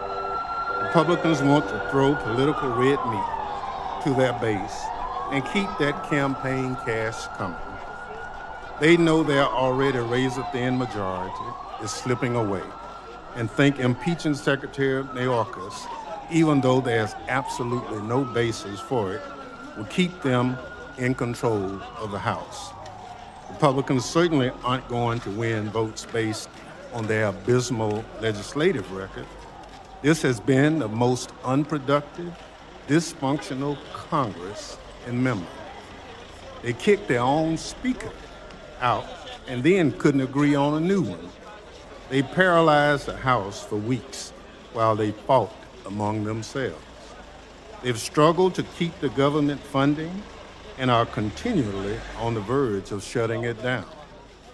A member of their party was expelled for lying about practically everything in his life. Extreme MAGA Republicans have created this impeachment circus sideshow, in part to try to distract from their own failures. They took their sideshow on the road recently, traveling to the border to stand behind a podium, making canned speeches and posing for photo ops. But for all their border security bluster, Republicans oppose funding necessary to secure the border. They tried to cut money from Customs and Border Protection personnel and have refused to take up the president's supplemental funding requests. Chairman Green himself recently penned an op-ed saying, and I quote, "Not another dime to DHS," unquote. Until the Republican border bill is signed into law, even though he knows full well that disastrous bill has absolutely zero chance of being enacted. It should be unthinkable that a chairman of the Committee on Homeland Security would threaten to defund DHS. But that's exactly what happened. This is funding our frontline border and immigration agencies' need to better secure the border. Republicans have tried to excuse their opposition to border funding by claiming that Border Patrol doesn't want more funding, but that is blatantly false. In interviews with the committee, Border Patrol chiefs unequivocally supported more resources. Republicans know that. They were in the room, and they have the transcripts. But let me refresh their memory. Jason Owens, currently the chief of the Border Patrol, said, "We always need more agents." Chief Modlin in Tucson, an agency, "We need a lot more people." From Chief Heike in San Diego, "We always need resources and technology." From Chief Bovino in El Centro, "The additional resources is the correct technology assist with control of the border." And finally, from Chief Chavez in El Paso, "Providing support for critical positions and resource by Congress really does impact positively the deployment of agents to the front line." Every one of these chiefs told the committee that having more resources would help them better secure the border. Republicans go to the border in dress pants and polo shirts to pose for pictures, but then leave the hard-working agents in uniform and work boots behind without the resources they asked for. Democrats want to give border agents what they need to secure the border, and Republicans do not. The truth is, securing the border isn't really the Republicans' top concern. If it was, they'd provide the people with boots on the ground at the border what they need to get the job done. Republicans would rather exploit a challenging policy issue for their own perceived political gain. Republicans disagree with the Biden administration's border and immigration policies. They're angry that this administration won't take babies from their moms or put kids in cages like the last administration. You cannot impeach a cabinet secretary because you don't like the president's policies. Let me say that again. You cannot impeach a cabinet secretary because you don't like a president's policies. That's not what impeachment's for. That's not what the Constitution says. Republicans are willing to do grave damage to the Constitution they claim to hold dear because they think it will benefit them politically. And in doing so, they're targeting Secretary Mayorkas, a public servant who spent his distinguished 30-year career serving our country as a federal prosecutor and in leadership positions across the Department of Homeland Security. The facts show Secretary Mayorkas is doing his job across the department's many critical Homeland Security missions, including border security and immigration enforcement. Despite what Republicans would have Americans believe, Secretary Mayorkas is enforcing immigration law. According to a recent analysis by the Cato Institute, someone who crosses the border under the current administration is more likely to be removed from the U.S. than someone who crossed under former President Trump. Republicans don't care about that. This impeachment sham clearly isn't about facts. It's not about the law. It's about pure and simple politics. Just look at those whose impeachment resolutions have been referred to this committee. Consider what kind of backroom deals Republican leadership must have made with the most extreme MAGA members. Or as one Republican member recently put it, and I quote, "We are simply accommodating our least sensible conference members." I certainly agree. Democrats are doing everything they can to hold the line against Republican chaos. Democrats want to strengthen border security. We want to keep fentanyl off the streets. We want to keep communities safe. This circus sideshow impeachment does none of that. Mr. Chairman, let's drop this baseless impeachment and start doing the real work of securing the homeland for the American people. Before I yield back, however, Mr. Chairman, I have some parliamentary inquiries.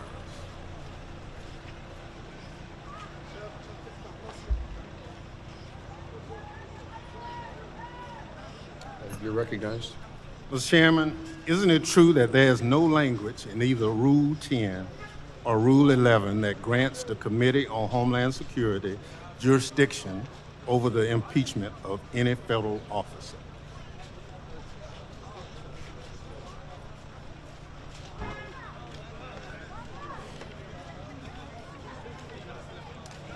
That is not a valid parliamentary inquiry. You need to state the rule and how it relates to this proceeding. That's why it's an inquiry, because I'm referencing either Rule 10 or Rule 11 that grants the Committee of Homeland Security jurisdiction over impeachment of any officer.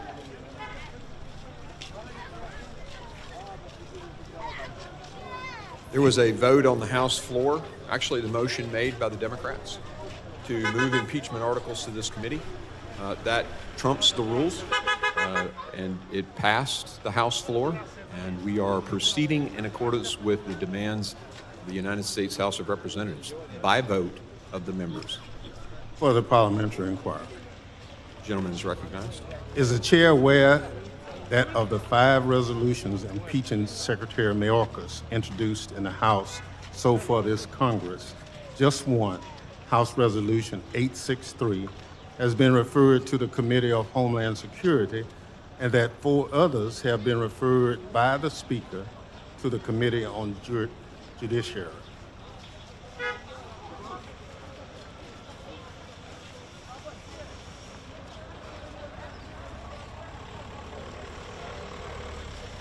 Again, I need to know the rule that you think this is in violation of, so it's not a correct parliamentary inquiry.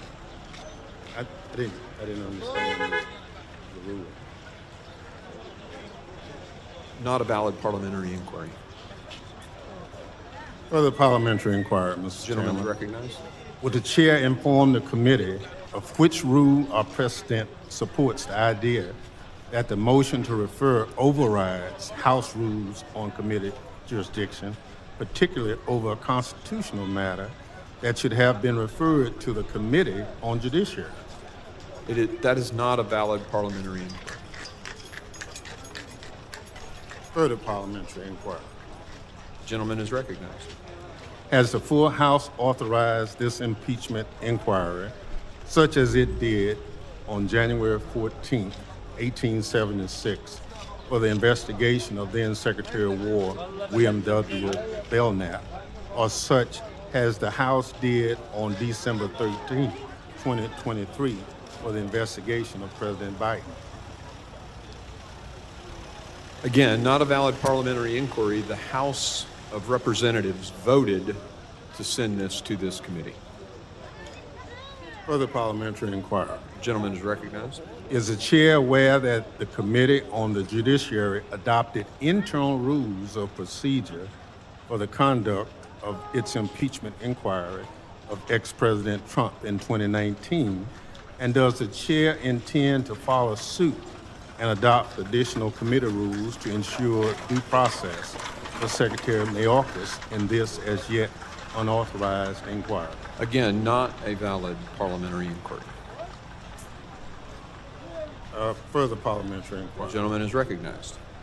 And in reference to the Secretary's right to due process, I have the following parliamentary inquiry, Mr. Chairman. Does the committee intend to follow the Secretary to be represented by counsel during these impeachment proceedings? The committee will follow the rules of the House on that measure. So do I understand that Secretary Mayorkas will be allowed counsel? The committee will follow the rules of the House on that. Further parliamentary inquiry. The gentleman is recognized. Does the committee intend to allow the Secretary's counsel to be present at all hearings and depositions? The committee will follow the rules of the House. Additional inquiry. The gentleman is recognized. Does the committee intend to allow the Secretary's counsel to present evidence and object to the admission of evidence? The committee will follow the rules of the House. Is that a no? The committee will follow the rules of the House. So, do the rules allow it? That's my point.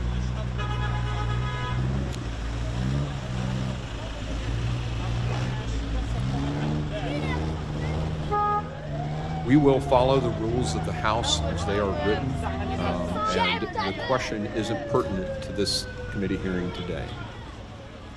Well, I think we'll get to that at some point, Mr. Chairman, but I just want to go on the record.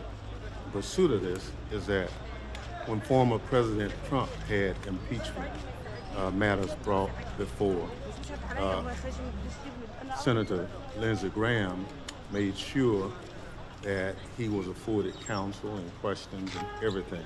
I'm just trying to make sure that we follow some kind of order in that. As I stated, Mr. Ranking Member, we will follow the rules of the House. All right, thank you. Further parliamentary inquiry. Does the committee intend to allow the Secretary's counsel to call and cross-examine witnesses? Again, the committee will follow the rules of the House. Further parliamentary inquiry. The gentleman is recognized. Does the committee intend to give the Secretary's counsel access to and the ability to respond to the evidence added by the committee? The committee will follow all of the rules of the House. Thank you, Mr. Chairman. With that, I yield back. Thank you, Ranking Member. Other members of the committee are reminded that opening statements may be submitted for the record. I'm pleased to have a distinguished panel of witnesses before us today, and I ask that our witnesses please rise and raise their right hand.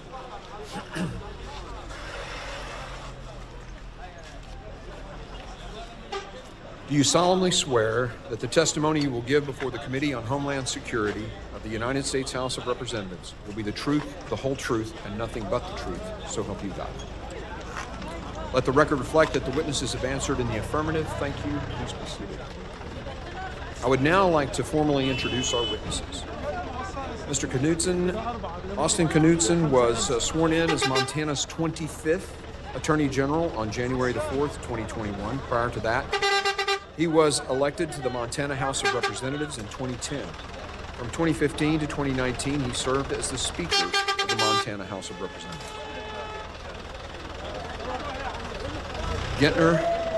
Drummond was sworn in as Oklahoma's 19th Attorney General on January the 9th, 2023. Mr. Drummond's law experience spans nearly 30 years and includes service as an assistant district attorney in Pawnee and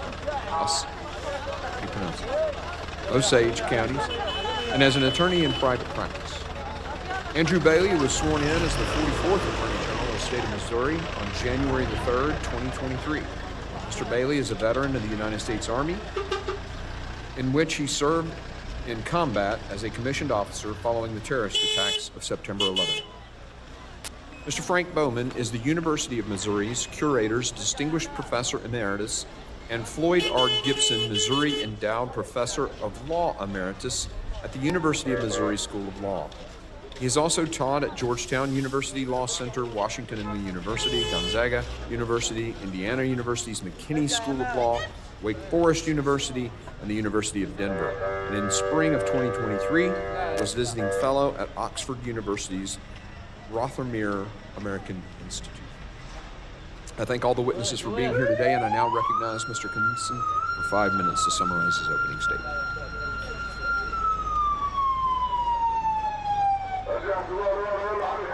Thank you, Mr. Chairman, members of the committee, Chairman Green, Ranking Member Thompson, members of the distinguished committee. My name is Austin Knudsen, Montana Attorney General. As the Attorney General and Chief Law Enforcement Officer for the state of Montana, I'm grateful for this committee's attention to how Secretary Alejandro Mayorkas' failed leadership has impacted states like Montana. The southern border certainly presents a difficult challenge for any administration, but Secretary Mayorkas and the Biden administration have absolutely poured gasoline on this fire. The southern border and the drugs flowing across it into communities large and small across our nation are ultimately the reason that I am the Attorney General of Montana today. I'm from rural Montana, where I was a private practice attorney until two drug dealers sped past my kids' school, one shooting at the other out his vehicle window in broad daylight. After that incident, I became our elected county prosecutor, where I saw what I thought were the absolute worst things possible. Babies born addicted to drugs, kids thrown into foster care because their parents would rather buy drugs than take care of them, young girls sexually assaulted by family members on drugs, people murdered over $20 drug deals gone wrong. So to say that I was encouraged by the previous administration's progress in securing our nation's border is an understatement. It's also an understatement to say that I was horrified to see this administration under Secretary Mayorkas' leadership begin to erase that progress and systematically dismantle policies and programs meant to secure our borders. The most devastating impact of the open border on Montana has been the massive quantities of Mexican cartel fentanyl and methamphetamine. In 2020, drug task forces in Montana seized 6,663 dosage units of fentanyl.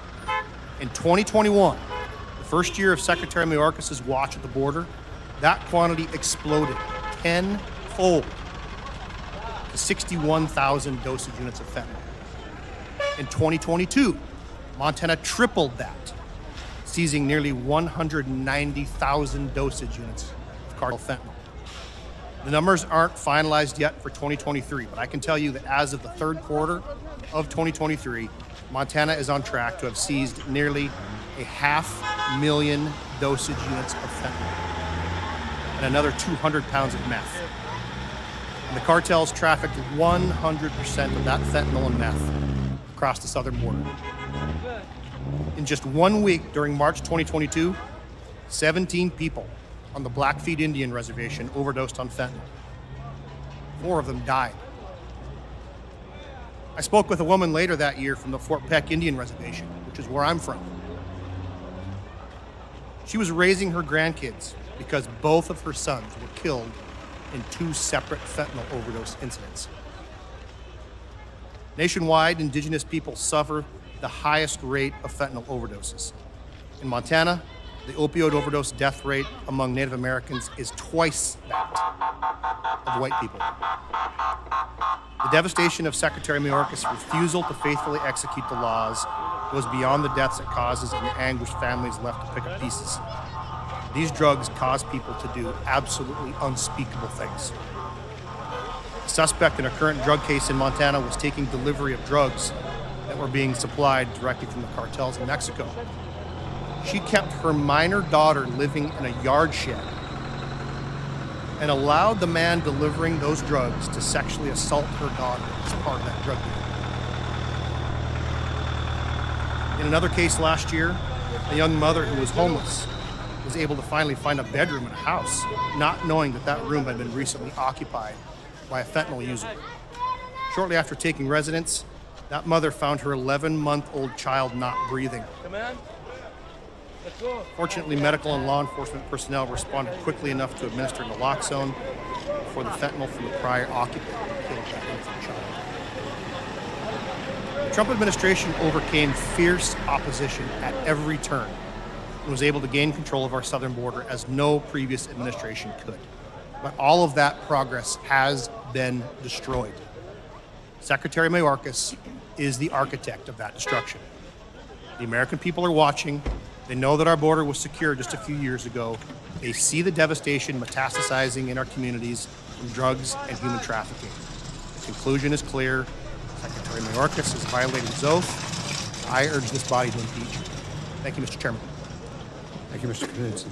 I now recognize Mr. Drummond for 5 minutes to summarize his opening statement. Good morning, Chairman Green, Ranking Member Thompson, and members of the committee. Thank you for inviting me to participate today in this hearing on this critical issue. I am Gettner Drummond, and I was elected Oklahoma's Attorney General in 2022. As the Chief Law Enforcement Officer of Oklahoma, it is my duty to protect the people of my state. I'm here to testify about the dangers my citizens face due to a porous border and the failure of our federal government to enforce its laws. In the early evening of November 20, 2022, law enforcement responded to a quadruple homicide after a Chinese national allegedly entered a garage on a 10-acre marijuana farm in rural Oklahoma. According to investigators, the assailant killed 3 men, execution style, with gunshots to the back of their head, and 1 woman with 2 shots to her abdomen. The carnage of that day is but one tragic example of a failed system plagued by failing leadership. Throughout Oklahoma, law enforcement comes into contact daily with foreign nationals who have entered our country illegally or who remain here illegally or both. This is all too common in Oklahoma's illegal marijuana grow operations. The voters of Oklahoma legalized medical marijuana in 2018. While that legalization led to the legitimate cannabis business-related businesses throughout our state, organized criminals have overtaken the industry. Our law enforcement partners report that the foreign nationals most often involved in these illegal enterprises come from China and Mexico. The one thing these criminals have in common is that they have no regard for our laws or public safety. Criminal illegal immigrants are not content with growing only black market marijuana.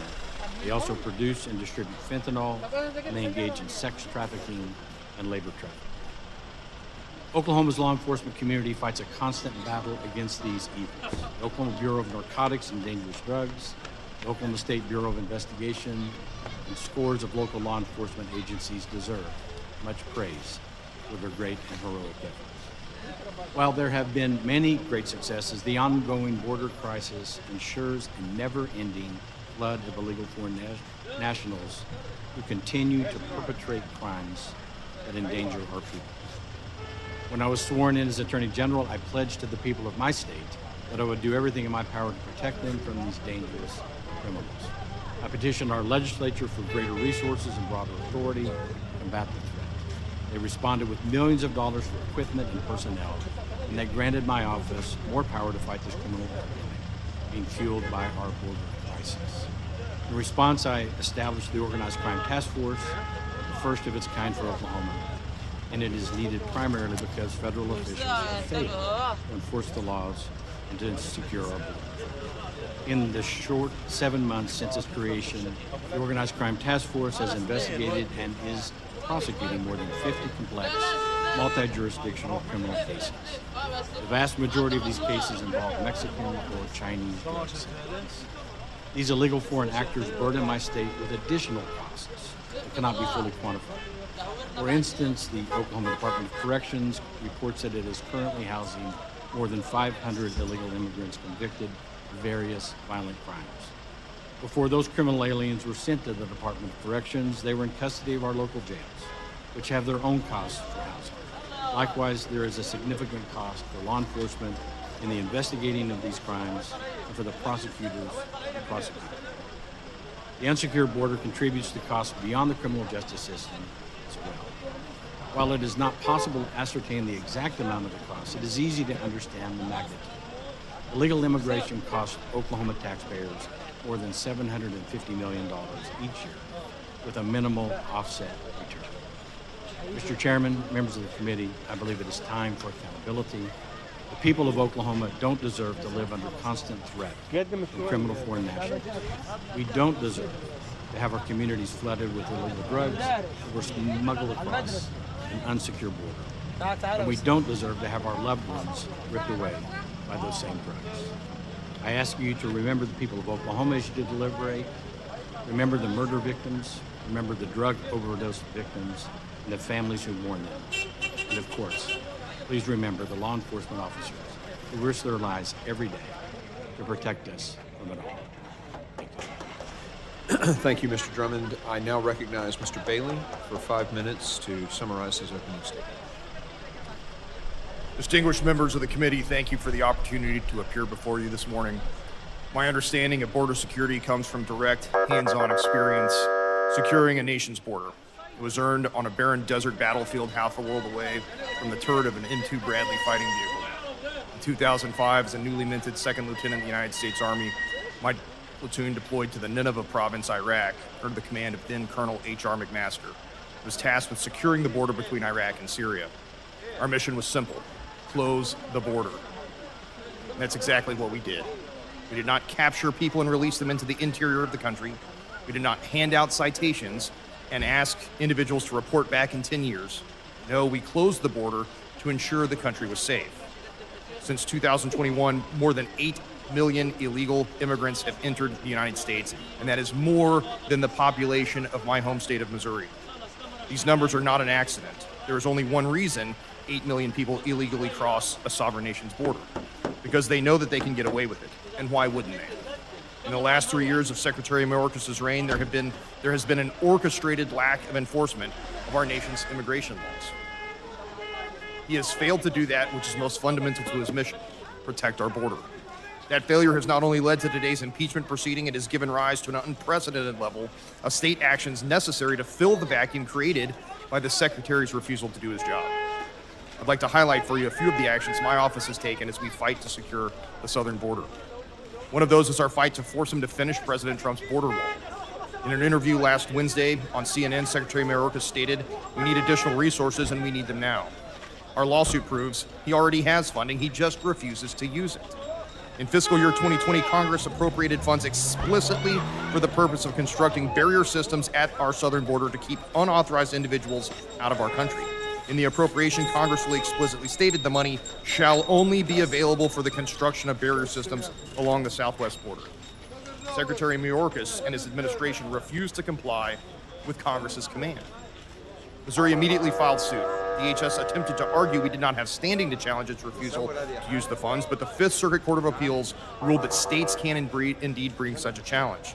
That ruling cleared the way for our lawsuit against the Secretary's refusal to finish President Trump's border wall, and it allowed the lawsuit to move forward. So while we battle in court over Secretary Mayorkas' refusal to use taxpayer dollars in the manner Congress explicitly prescribed, we have little sympathy for his pleas for more resources. Rather than find ways to secure our border, Secretary Mayorkas has been busy enacting policies to make it easier to enter our country illegally. We filed suit again against Secretary Mayorkas for allowing hundreds of thousands of illegal immigrants to be paroled into the United States every year. Parole allows non-citizens to physically enter and remain in the United States for up to 2 years or even longer while their application is reviewed without lawful status. We also filed suit to halt Secretary Mayorkas' attempt to implement a rule that redefined what had previously been considered an illegal border crossing as a lawful pathway.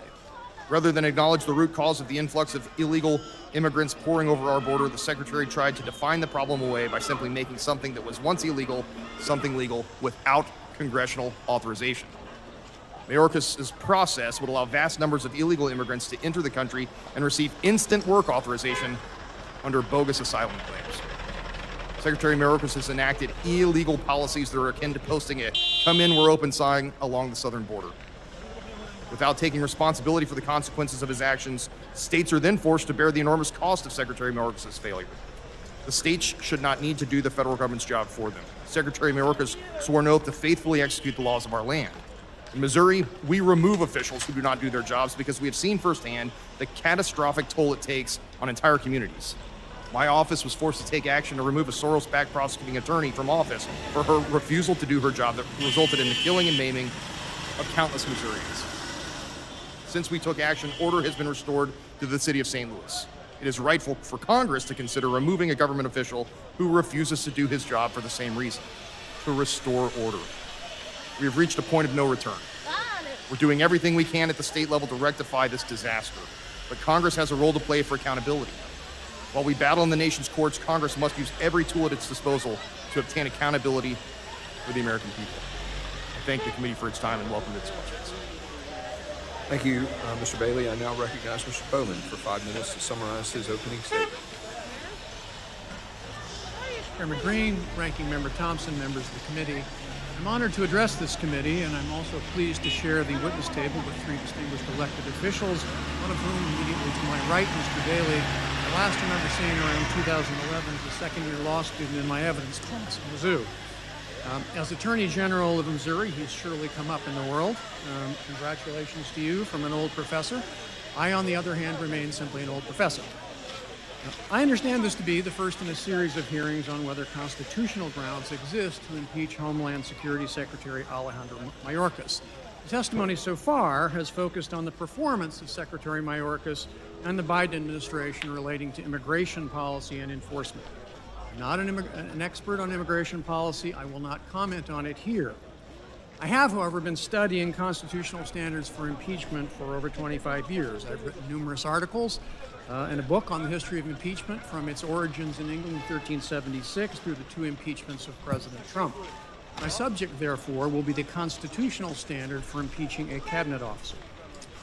The key point about impeachment in our Constitution is that it is not supposed to be a routine tool to resolve ordinary public policy debates, even very passionate ones. Debates between political parties or between one house of Congress and the executive branch. It is instead a measure of last resort, reserved, as one framer put it, for great and dangerous offenses. In other words, for official misconduct which is extraordinarily serious in degree and critically of a type that corrupts or subverts governmental processes or the constitutional order itself. That the framers intended impeachment to be rare is obvious from their decision that conviction requires 2/3 of the Senate. That they intended to rule it out as a weapon of ordinary political debate is plain from how they defined impeachable conduct. The Constitution provides that the President, Vice President, and all civil officers of the United States shall be removed from office on impeachment for and conviction of treason, bribery, or other high crimes and misdemeanors. The Cabinet Secretary is a civil officer subject to impeachment, but a Cabinet Secretary, like the President, is not impeachable unless he's proven to have committed treason, bribery, or other high crimes and misdemeanors. There's no suggestion that I'm aware of that Secretary Mayorkas has committed either treason or bribery. Hence, any article of impeachment against him established that he committed high crimes and misdemeanors. The framers chose the English parliamentary term of art, high crimes and misdemeanors, rather than other possible terms like maladministration, because they wanted a flexible term that could reach unanticipated new forms of grave official misconduct, but equally and critically because they did not want an impeachment that would be the equivalent of a vote of no confidence in modern parliamentary systems, a vote that could remove the president or other executive branch officials between elections whenever the legislature disapproves of administration policy. For over 2 centuries, students of the Constitution have universally agreed, in the words of the great impeachment scholar Charles Black, that whatever may be the grounds for impeachment and removal, dislike of a president's policy is certainly not one of them. To be properly impeachable, official conduct must meet a very high threshold of seriousness, It must also be of a type that corrupts and subverts the political and governmental process, and it ought to be plainly wrong regardless of legal technicalities. The most commonly encountered categories of impeachable conduct are official corruption, abuse of power, betrayal of the nation's foreign policy interests, and subversion of the Constitution. There is no serious allegation of which I'm aware that the Secretary has done any of those things. Now, some might mischaracterize the Secretary's implementation of the President's policy priorities as an abuse of power.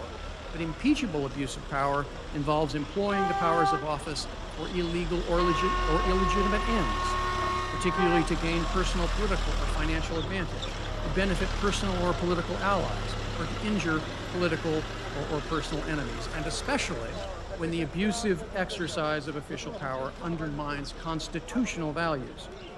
Following the policy directives of one's elected superior in pursuit of that superior's policy aims is simply not an impeachable abuse of power. Finally, impeachment of a cabinet secretary over policy agreements is not only contrary to long-established constitutional understanding, but useless as a practical matter. If the official actions of the officer are in accord with the directives of his elected superior, the president removing the secretary changes nothing. Members of this committee disapprove of the Biden administration's immigration and border policies. The Constitution gives this Congress a wealth of legislative powers to change them. Impeachment is not one of those powers.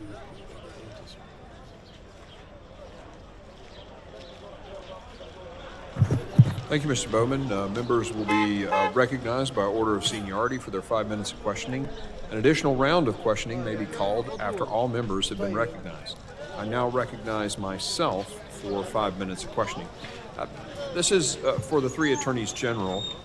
Do you believe that Secretary Mayorkas has failed to enforce or has subverted laws passed by the United States Congress? We'll start and go left to right. Thank you, Mr. Chairman. Yes, sir. Yes, sir. Yes, sir. He has failed to perform his duties and is culpably inefficient. Has he failed to enforce laws passed by the U.S. Congress? He has. Yes, sir. Secretary Mayorkas is acting in violation of the law and in violation of constitutional order by negating Congress's appropriations authority and directives in the appropriations bill and undermining the rule of law by perverting the plain text of the statutes as it relates to the parole process and its promulgation of the circumvention rule.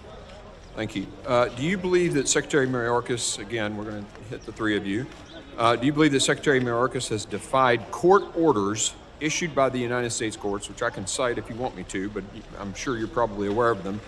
Do you believe that Secretary Mayorkas has defied court orders issued by the courts, federal courts? Yes, Mr. Chairman.